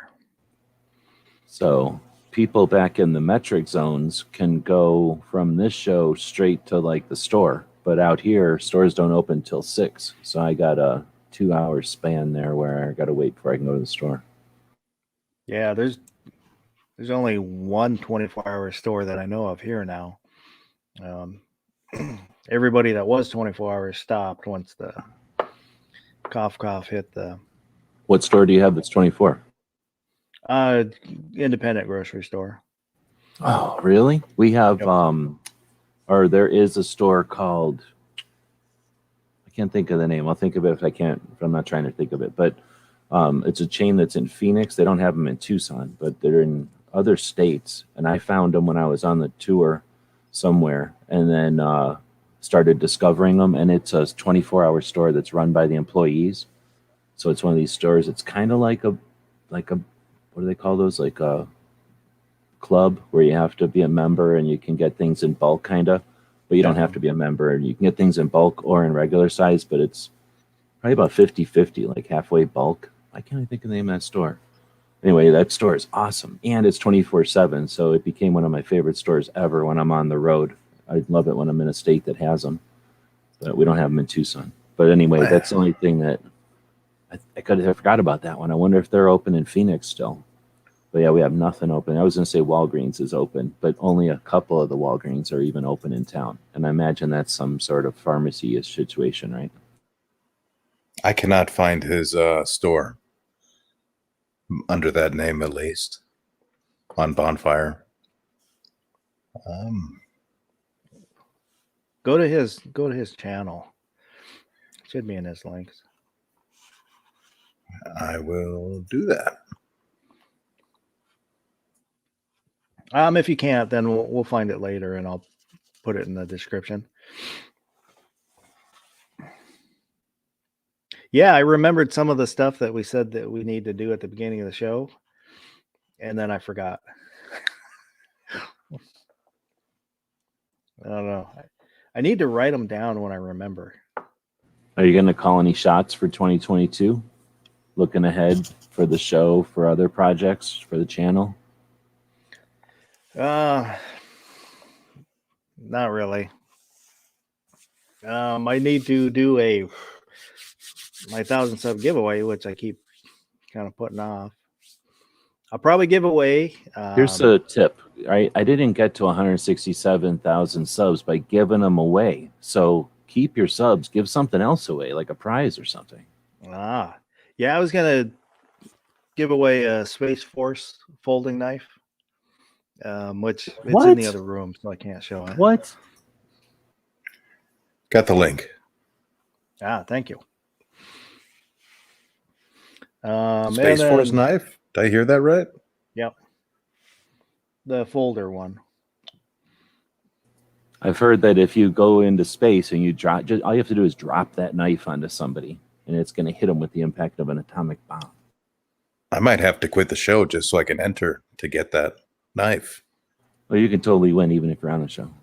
Well, the Space Force knife, it'll cut upside down in space. Well, that's a good thing. Remember the Russians? We spent all that money making a pen that could write in space, and they just used a pencil. I've always wanted one of those space pens. I want a space pencil. That'd be cool. Well, they're like, yeah, we use a pencil, except then you get a bunch of what is that?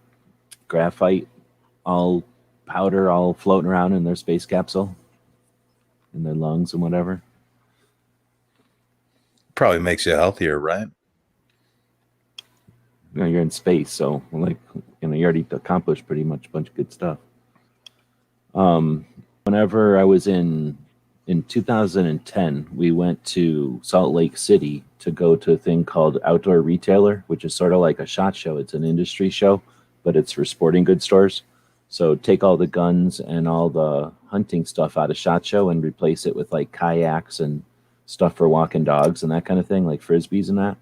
But like all the knives and the camping gear is there and the hiking boots. So I would say about 60% of the people we knew from SHOT Show, and we were really into SHOT Show back then, doing reviews and stuff. And that's one of the reasons we did this, because it was like another opportunity to go back and like see like all whole product lines from like Leatherman and Gerber and that kind of thing.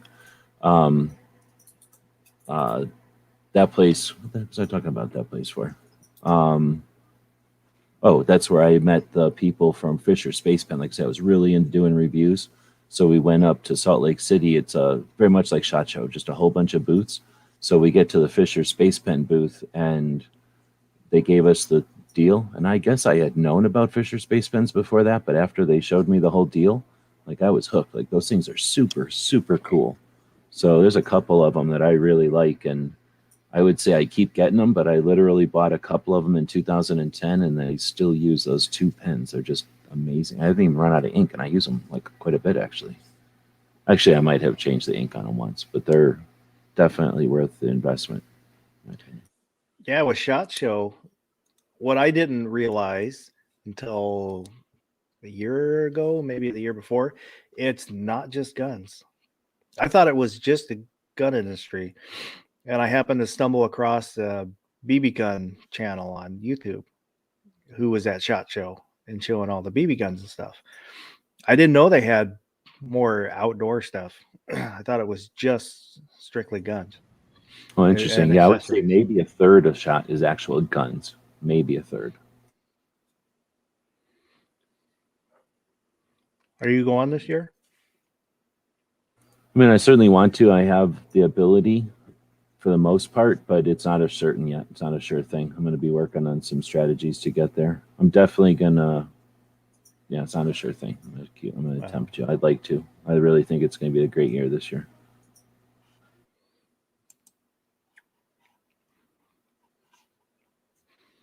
I don't know. I would like to go just to look around, but I don't want to go because I don't, I'm not really interested in doing interviews. It'd be neat to talk to people, but right now I'm just not, I wouldn't be there to showcase what's there.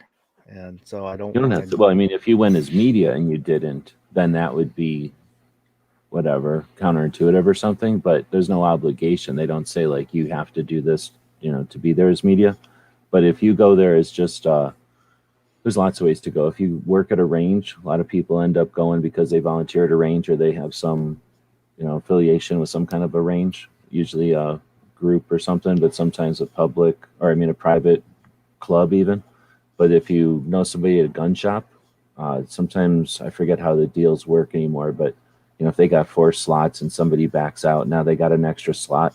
It's really easy to go as part of a gun shop because if you're going to pay for your own hotel and stuff, it's even easier. But half the time they've already paid for the stuff.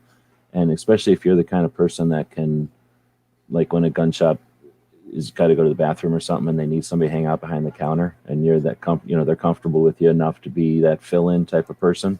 Like a lot of people have that kind of relationship with their gun shop, then that's all that's comfortable as you need to be to go to SHOT Show. So those kind of people that go to SHOT are there legitimately. They're not doing anything, they're not cutting any corners. There's 60,000 people there. And then they don't have any agenda other than seeing everything and experiencing it. And they didn't, these companies, sure, they like media there, but there's only 2,000 media. There's 60,000 other people.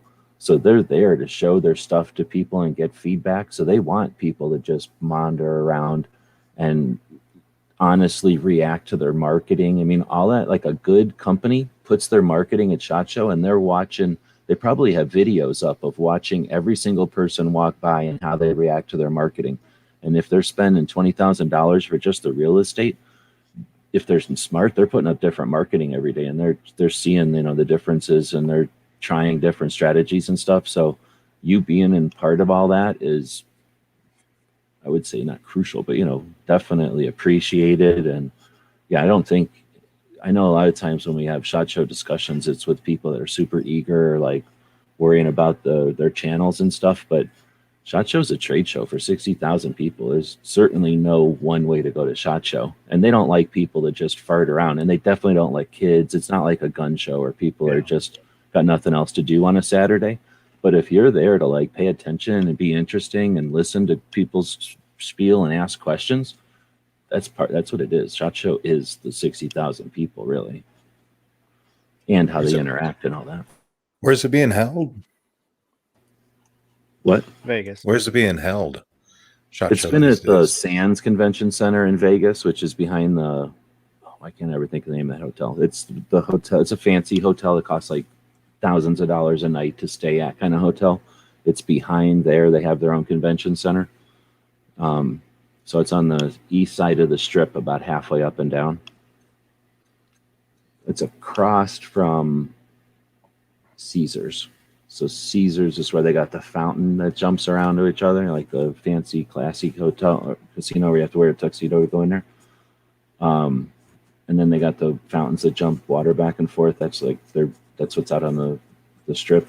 Across the street from that is the Flamingo and the Lynx, and behind that is the Sands. So it's kind of in a nondescript part of the strip, but it's literally right off the strip. So it's been there for 10 years now and probably not going anywhere anytime soon. But yeah, in Las Vegas.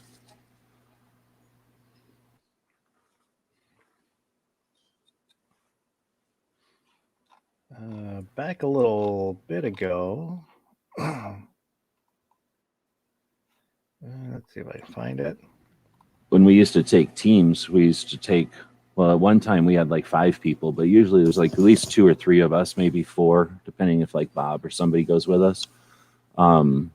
Whenever we got enough people, we'll often send somebody just to do airsoft and BB guns because it's interesting and just to see kind of that was their interest.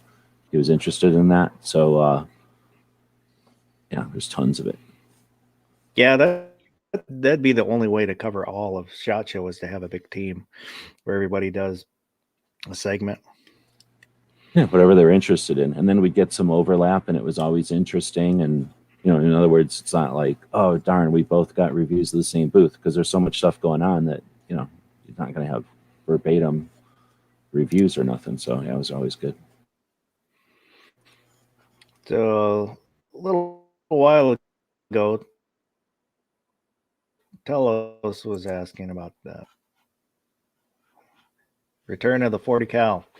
Do you think the 40 cal will disappear? It'll linger on for a while. It has lost its popularity, but a lot of the trends seem to follow military and police. And once the police went back to 9, then 9 became the popular round again. I think it'll stick around, kind of like 44 Special sticks around. It'll be for people that don't want to shoot 10 millimeter out of their 10 millimeter. But I'm not sure there'll be many guns just in 40. That's my hunch. Long term. I still like 40. I consider that my main self-defense gun, my P30 and 40. I do carry my CZ Compact a lot now, partly just because I'm getting fat. So it carries a little easier than the P30, which, shame to say, is 9 millimeter. But I think with Smith & Wesson releasing their M&P shield and 10 millimeter, I think that's I don't know. I think it's the beginning of the end for 40, so to speak.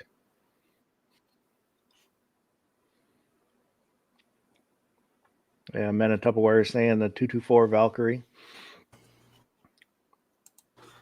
Yeah, it was just kind of one of those boutique rounds that just never caught on. The 40, I think it's got an issue with, it's not just the caliber, because it's the pressure or whatever. Like, it's a snappy round that's not easy to shoot for people. Mm-hmm. So even though the 45 is bigger, it's more, it's a round that can be dealt with, more people can shoot it without complaining. So I think that the 40's got a lot going against it. But then it exists and it's an option. I was going to say, as you were kind of describing the idea that people like to shoot with the police shot, that people used to shoot with the police shoot, but now there's a different opinion of police, and there's like a different, back in the day, the police had kind of all the same gun or very few variations of guns.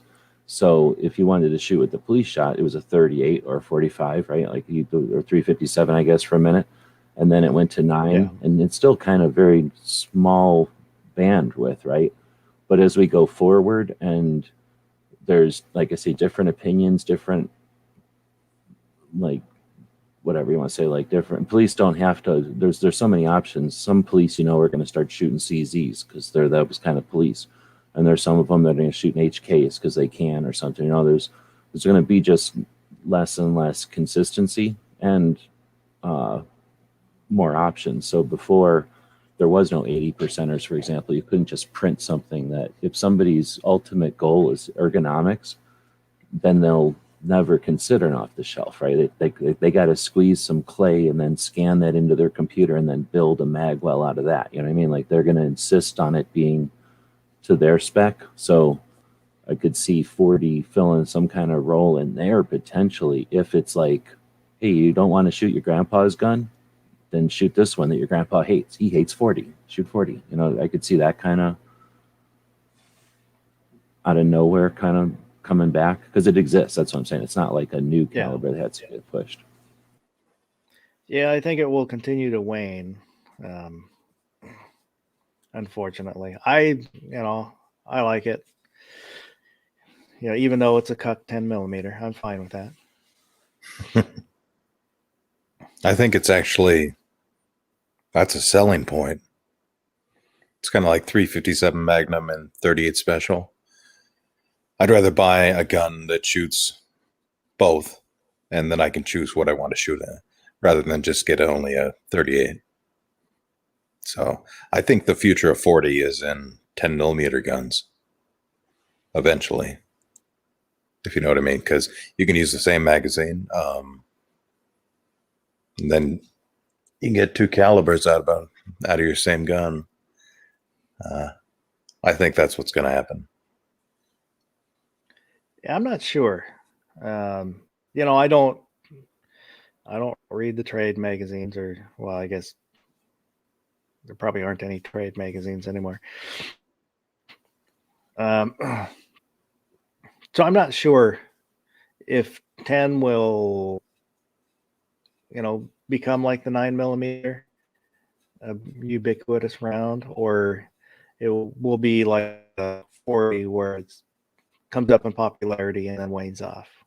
I think it'll become the new 45, because any gun that can be chambered in 45 ACP could also be chambered in 10 millimeter. Well, but it's the length of the Yeah. 10. And I think it's going to be like the 44 Magnum, where it's going to be like the one that they offer a model in or something, but after they do the other, because the 45 is still like a reasonable grip. Even a 45 ACP 1911, some people Well, think the grip is too they're the long. exact same length. 45 and 10? Yeah. ACP They're and 10? No. Yeah, they're the exact same length.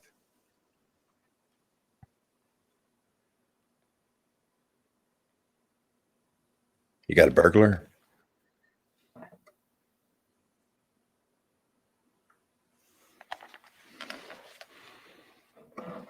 Sorry.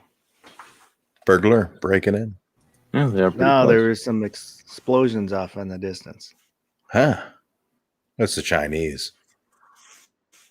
Well, not that far away. Very, very unlikely that it's a giant robot version of a lizard smashing things with its feet.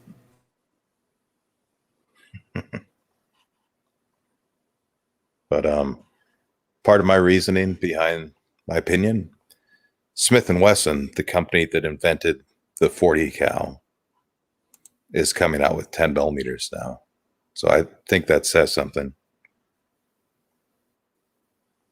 Yeah, I could see it being a staple of the 1911 market. Yeah, it's big in 1911s.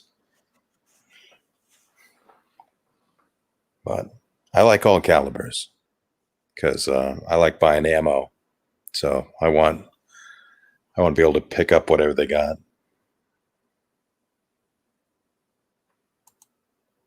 Yeah, it's kind of, I went for the diversify strategy rather than the consolidation strategy, where I wanted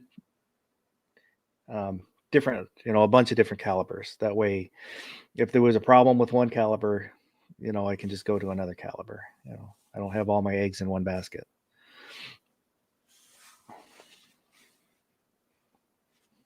Which, you know, worked out this last ammo crunch when, you know, 9 disappeared first. I still had 40 that I could buy. Didn't buy enough, but, you know, was still able to get 40, and then everything disappeared. So again, that has something to do with like your taste, right? Your like preference. So if you're, I mean, I'm assuming that means you want to be able to go recreationally shoot during all kinds of situations of, you know, availability or that kind of thing. So somebody who's just interested in carry or just interested in protection, maybe protection and like skill building, like going to the range to practice, like they may only go one caliber because they're only going to have maybe one gun, or if they're even thinking about the future, maybe 2 or 3 guns so that they have, you know, one in case their gun breaks or something and parts are hard to find. But, you know, they're not going to get an assortment. They're not going to get interested in the hobby or care about, you know, all the different things that people are interested in with guns. So they are only going to be interested in the one, and then buy the one kind of ammo that works, and just every time that's available, buy it type of thing. Because there's got to be people like that nowadays, right? Well, and it's, it definitely helps keep the cost down if you consolidate to one caliber.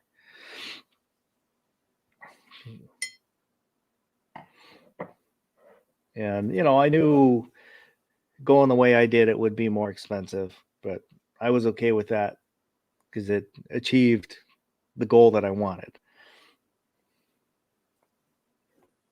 Yeah, it all depends on how much you shoot.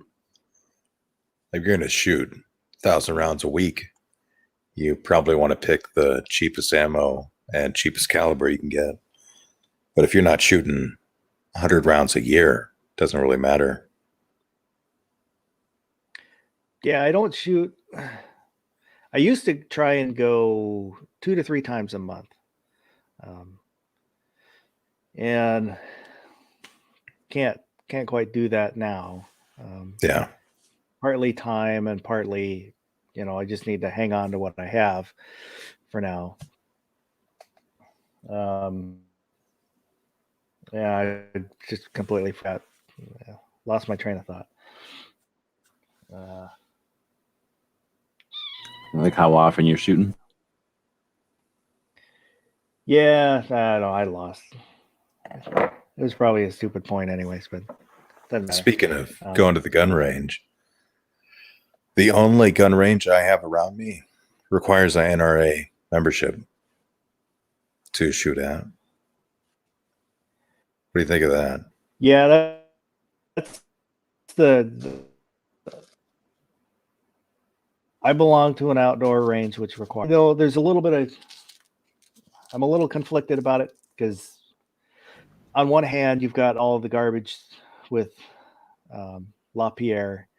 On the other hand, you've got everything else that the NRA does, which, one of the biggest things I think is the insurance they provide for gun ranges and gun shops.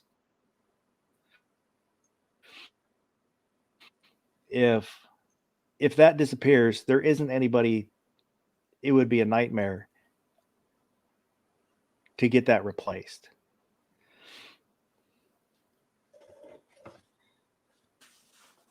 I don't think I've had a membership through them for what?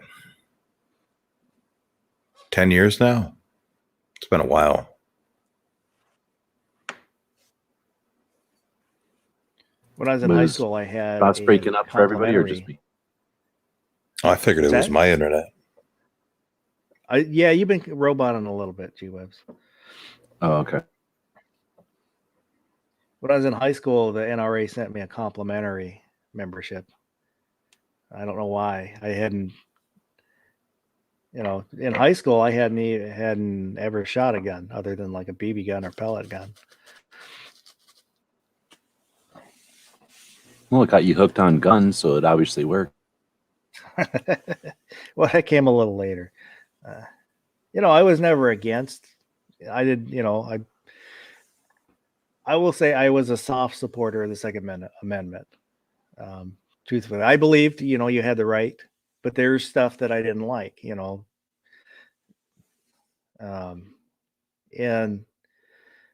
so I don't think I fully supported the Second Amendment. But, the older I got, the more I thought about it, and realized that you need to support every part of it. Otherwise, you can lose all of it. Well, and when you hear something like machine guns, and you don't know nothing about guns, you don't care about guns, you go, machine guns, that's a dumb thing to want to have. Who would want a machine gun? Like, that's crazy. So once you get around guns and you start to figure out, like boring people like machine guns, like rich people, like, people like machine guns are like everybody. It's just an assortment of people. Now you don't care about it as much, right? You're desensitized to it, where, it takes a certain level of like being willing to understand the situation to get to that. Especially with guns. They've effectively changed it to where just liking guns is, you have to justify it or explain it to people.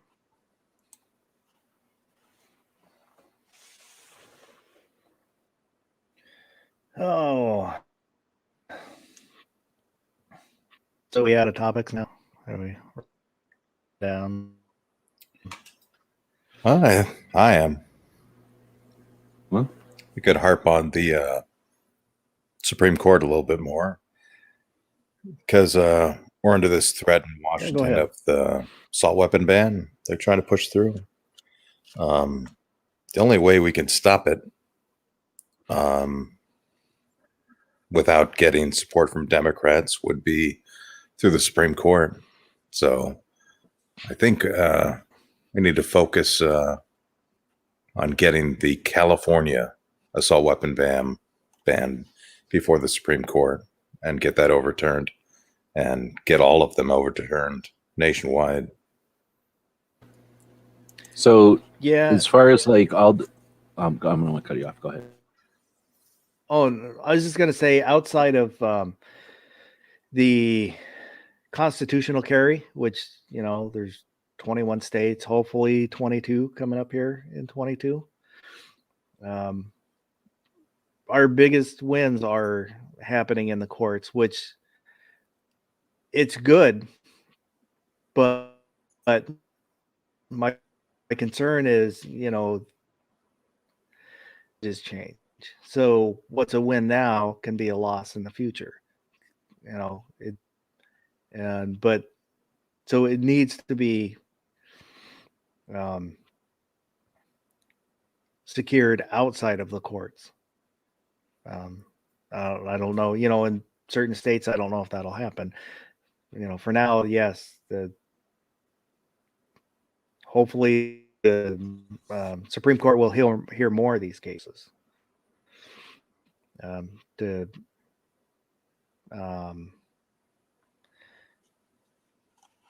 you're breaking up for me. Yeah, he just froze up a little bit here, or completely, I guess. Yeah, it says my connection is unstable. YouTube got to you. Often you just have it's just Yeah. when you stay on a topic, like usually you can just pause, the connection will reset and then go back. You could pull a Yankee, turn your camera off. I think that helps him when he's got bad upload. Oh, that I can definitely try helps it. it. Yeah, it's just bumped up.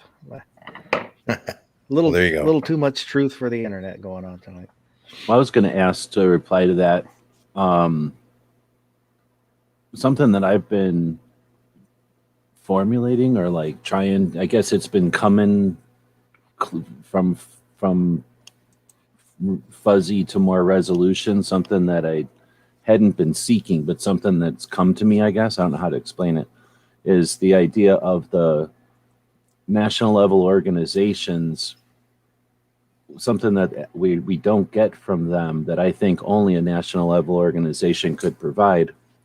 And I think this is when you were talking about like the NRA and that kind of thing, would be like going forward, some sort of a chessboard view of this whole thing. And then so that people could have discussions on potential strategies or moves on the chessboard. Because it frustrates me to no end. And one of the reasons I've been doing my projects is to help clarify it for myself and anybody else who's interested, because I make it open to everybody, right? But, my research and all that. But, there's only 50 states when you look at it. And there can be so many anti-gun things that happen and pro-gun things that happen. And we can keep track of way more sports. Like there's 50 states and we keep track of all their colleges and all the professional levels and then all the different sports. So all the colleges and all the professional level and probably even other things that I'm not aware of for sports, but like for hockey times baseball times football times all those different sports, right? So we've got that potential. It's certainly doable to keep track of these things, like some sort of a sports thing or like some sort of a horse track thing or something, like some sort of a way to keep track of it at a national level. And I'm thinking, like it in terms of what's the FPC doing? They talk about how they have lawsuits out there. Well, where are they? And then what's Second Amendment Foundation doing? Where are their lawsuits? And then unless there's some like real reason why they wouldn't want to tell us what they're doing, then why shouldn't we know exactly what they're doing? And then on that same overlay or as another overlay on that map or on that scoreboard, all the stuff that's out there. so that we can see what's not being addressed and what's being, what's got overlap, and if there's 3 organizations fighting this, is it because it's 3 times more important, or is it just, the one that's got the most headlines? And that way, I really think when we look at it from the respect of, we're a bunch of volunteers, a bunch of people that are perfectly able and willing to do stuff for ourselves and our friends, our neighbors, people in across, the lines or whatever, then all we need to know is the playing field. All we need to know is the objectives. And then we have these discussions instead of like theoretically and potentially, we start having discussions on, this is what I did and this is what I saw them do. And here's the results of that. And then, we saw something change on the scoreboard, or we all saw this change on the scoreboard. Why did that happen? So we're not, not using our resources effectively in a time when we have all these potentials and all this technology that should make it the last thing that we have to deal with. And I think there's, aside from just being good and winning, what we end up with is a community of people that have a participation in the community and not like a brand loyalty or some sort of a fan base generation or something garbage, right? It's just, hey, we're competent as a bunch of people. We needed to do this because it's foundational to all of us and we got it accomplished. And then we could look at something like veterans care or, health care or something like that, and take it on in other areas where it's not necessarily where you have a tangible thing that's being attacked by the other side or whatever, like a gun. But anyway, that's all I'm saying is I think that we've got some potential going forward to not just continue to observe what's been happening, but start using tech and applying it. And I think the 3D printers and the folks that are, like all the layers of that, the people that are making guns with 3D printers, the people that are making 80%ers to some extent, but those 3D printers and their files and moving files around. And, that's going to take awareness of firearms ownership and legality into areas that aren't the same as we've had. Because we all grew up with, I live under good gun laws, but I know people who are under bad gun laws. Well, as soon as they change the playing field to where a file on a computer is a thing, and now, it's just a whole nother level of difference where I could see us, and I see opportunity to work together, I guess is what I get. It's going to show people that the lines where we say behind enemy lines are geographical, but they are only geographical right now because the antis haven't used other ways, and we've given ourselves that. We've allowed ourselves to think that those lines have to be geographical because they can be other things. I don't know, I kind of went off in a direction there, but I think we got a lot of neat things that could be happening going forward. And I keep seeing the new generation of gun owners being frustrated with what has been offered to them.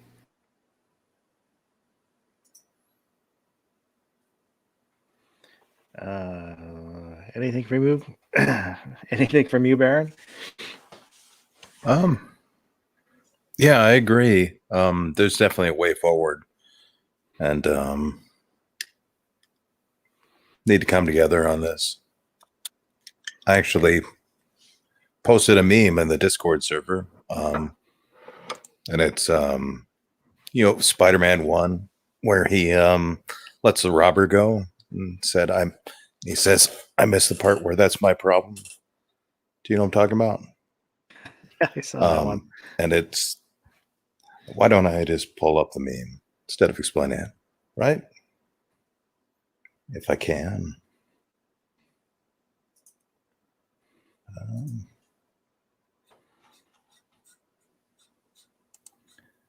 Of course, I can't find it. So I put out a link for gearwebsites.com for two-way related sticker patches and other sundries. And while you're looking, I'll go ahead and play this. Usually I only play this when New York Outcast is in the chat, but we'll do that.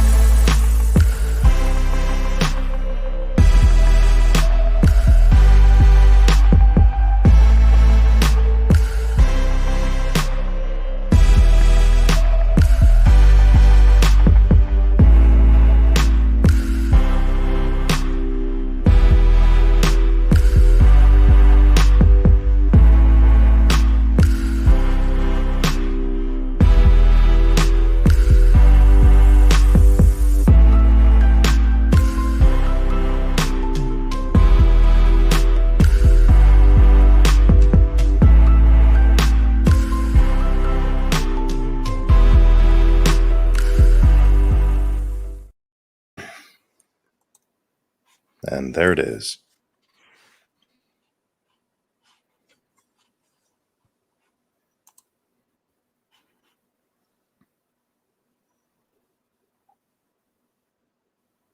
So, yeah, I think a great place to start would be helping out California, New York, because we can fight the battle there, or you're going to be fighting it in your own state eventually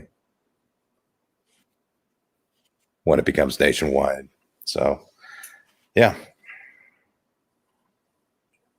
I guess one of the things will be like, if everybody needs to see that happen again in a big way, or if everybody can figure out to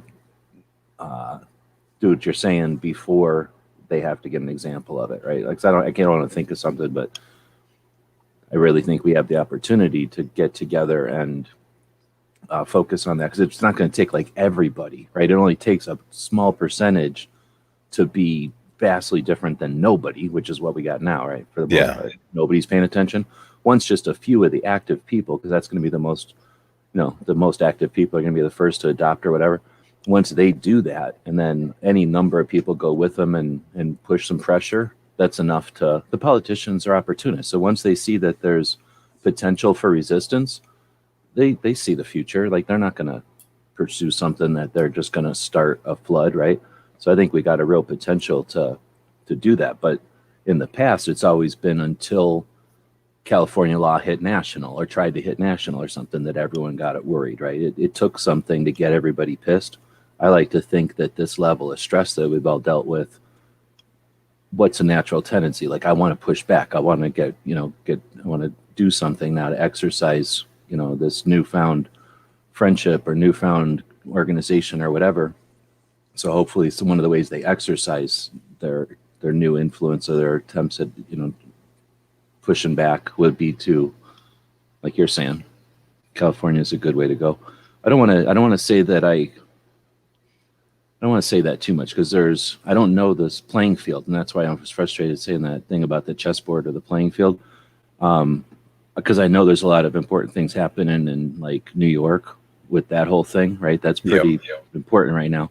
And there's stuff that's happening in New Jersey, and then in those states that aren't necessarily anti, because like we got Tupperware out there, and he brings up great points about some of these states like, I don't know, Louisiana, Ohio, and Florida, where they're not anti, they're not on the other side of the fence or whatever, but there's situations going on there that, Florida, that's a state with a lot of tourism, right? If there was a national level something, that could push at Florida and say, maybe we won't hang out there. Maybe we'll stop buying those Florida CCW permits if you're going to be like this. Maybe that has some influence. And how would we know if we're not exercising it or trying?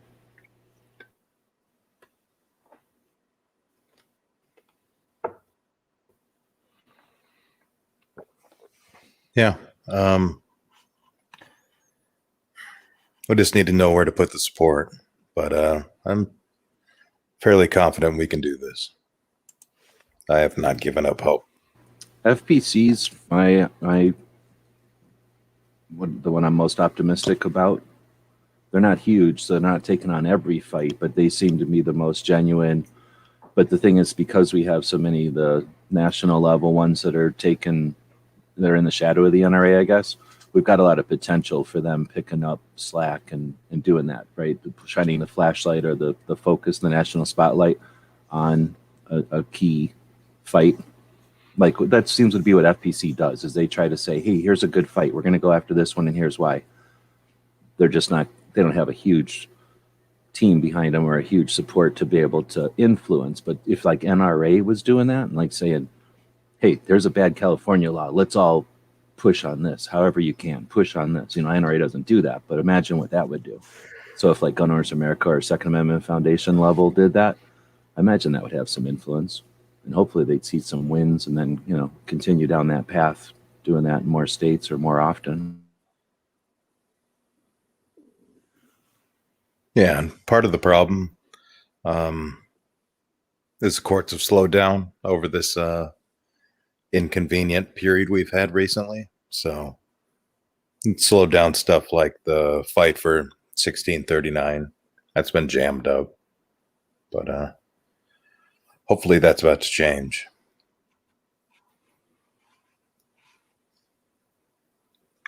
Well, the future is unknown, but hopefully it will be bright.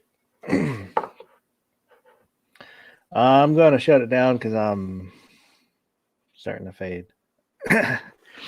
But yeah, let me turn the camera back on so I can say appreciate everybody coming and hanging out with us this morning, and anybody that watches this in replay. Appreciate that too.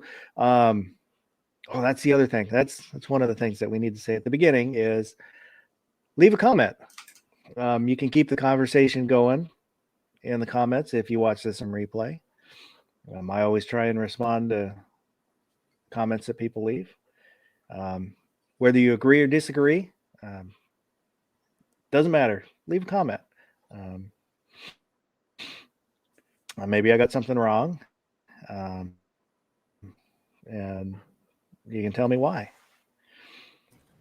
You know, it's neat. I just So, noticed that on the yeah. StreamYard side, as a guest in here, if I don't click on, if I stay on the private chat, it starts to like tally how many comments have come in on YouTube. Oh I yeah. don't know if you've ever noticed that. So that means that Yeah. potentially that could be like a count. So that's interesting, like to see how many. I just noticed that, you know, a whole bunch of people had commented, and for people that don't know, we're live in the middle of the night. We're overnight.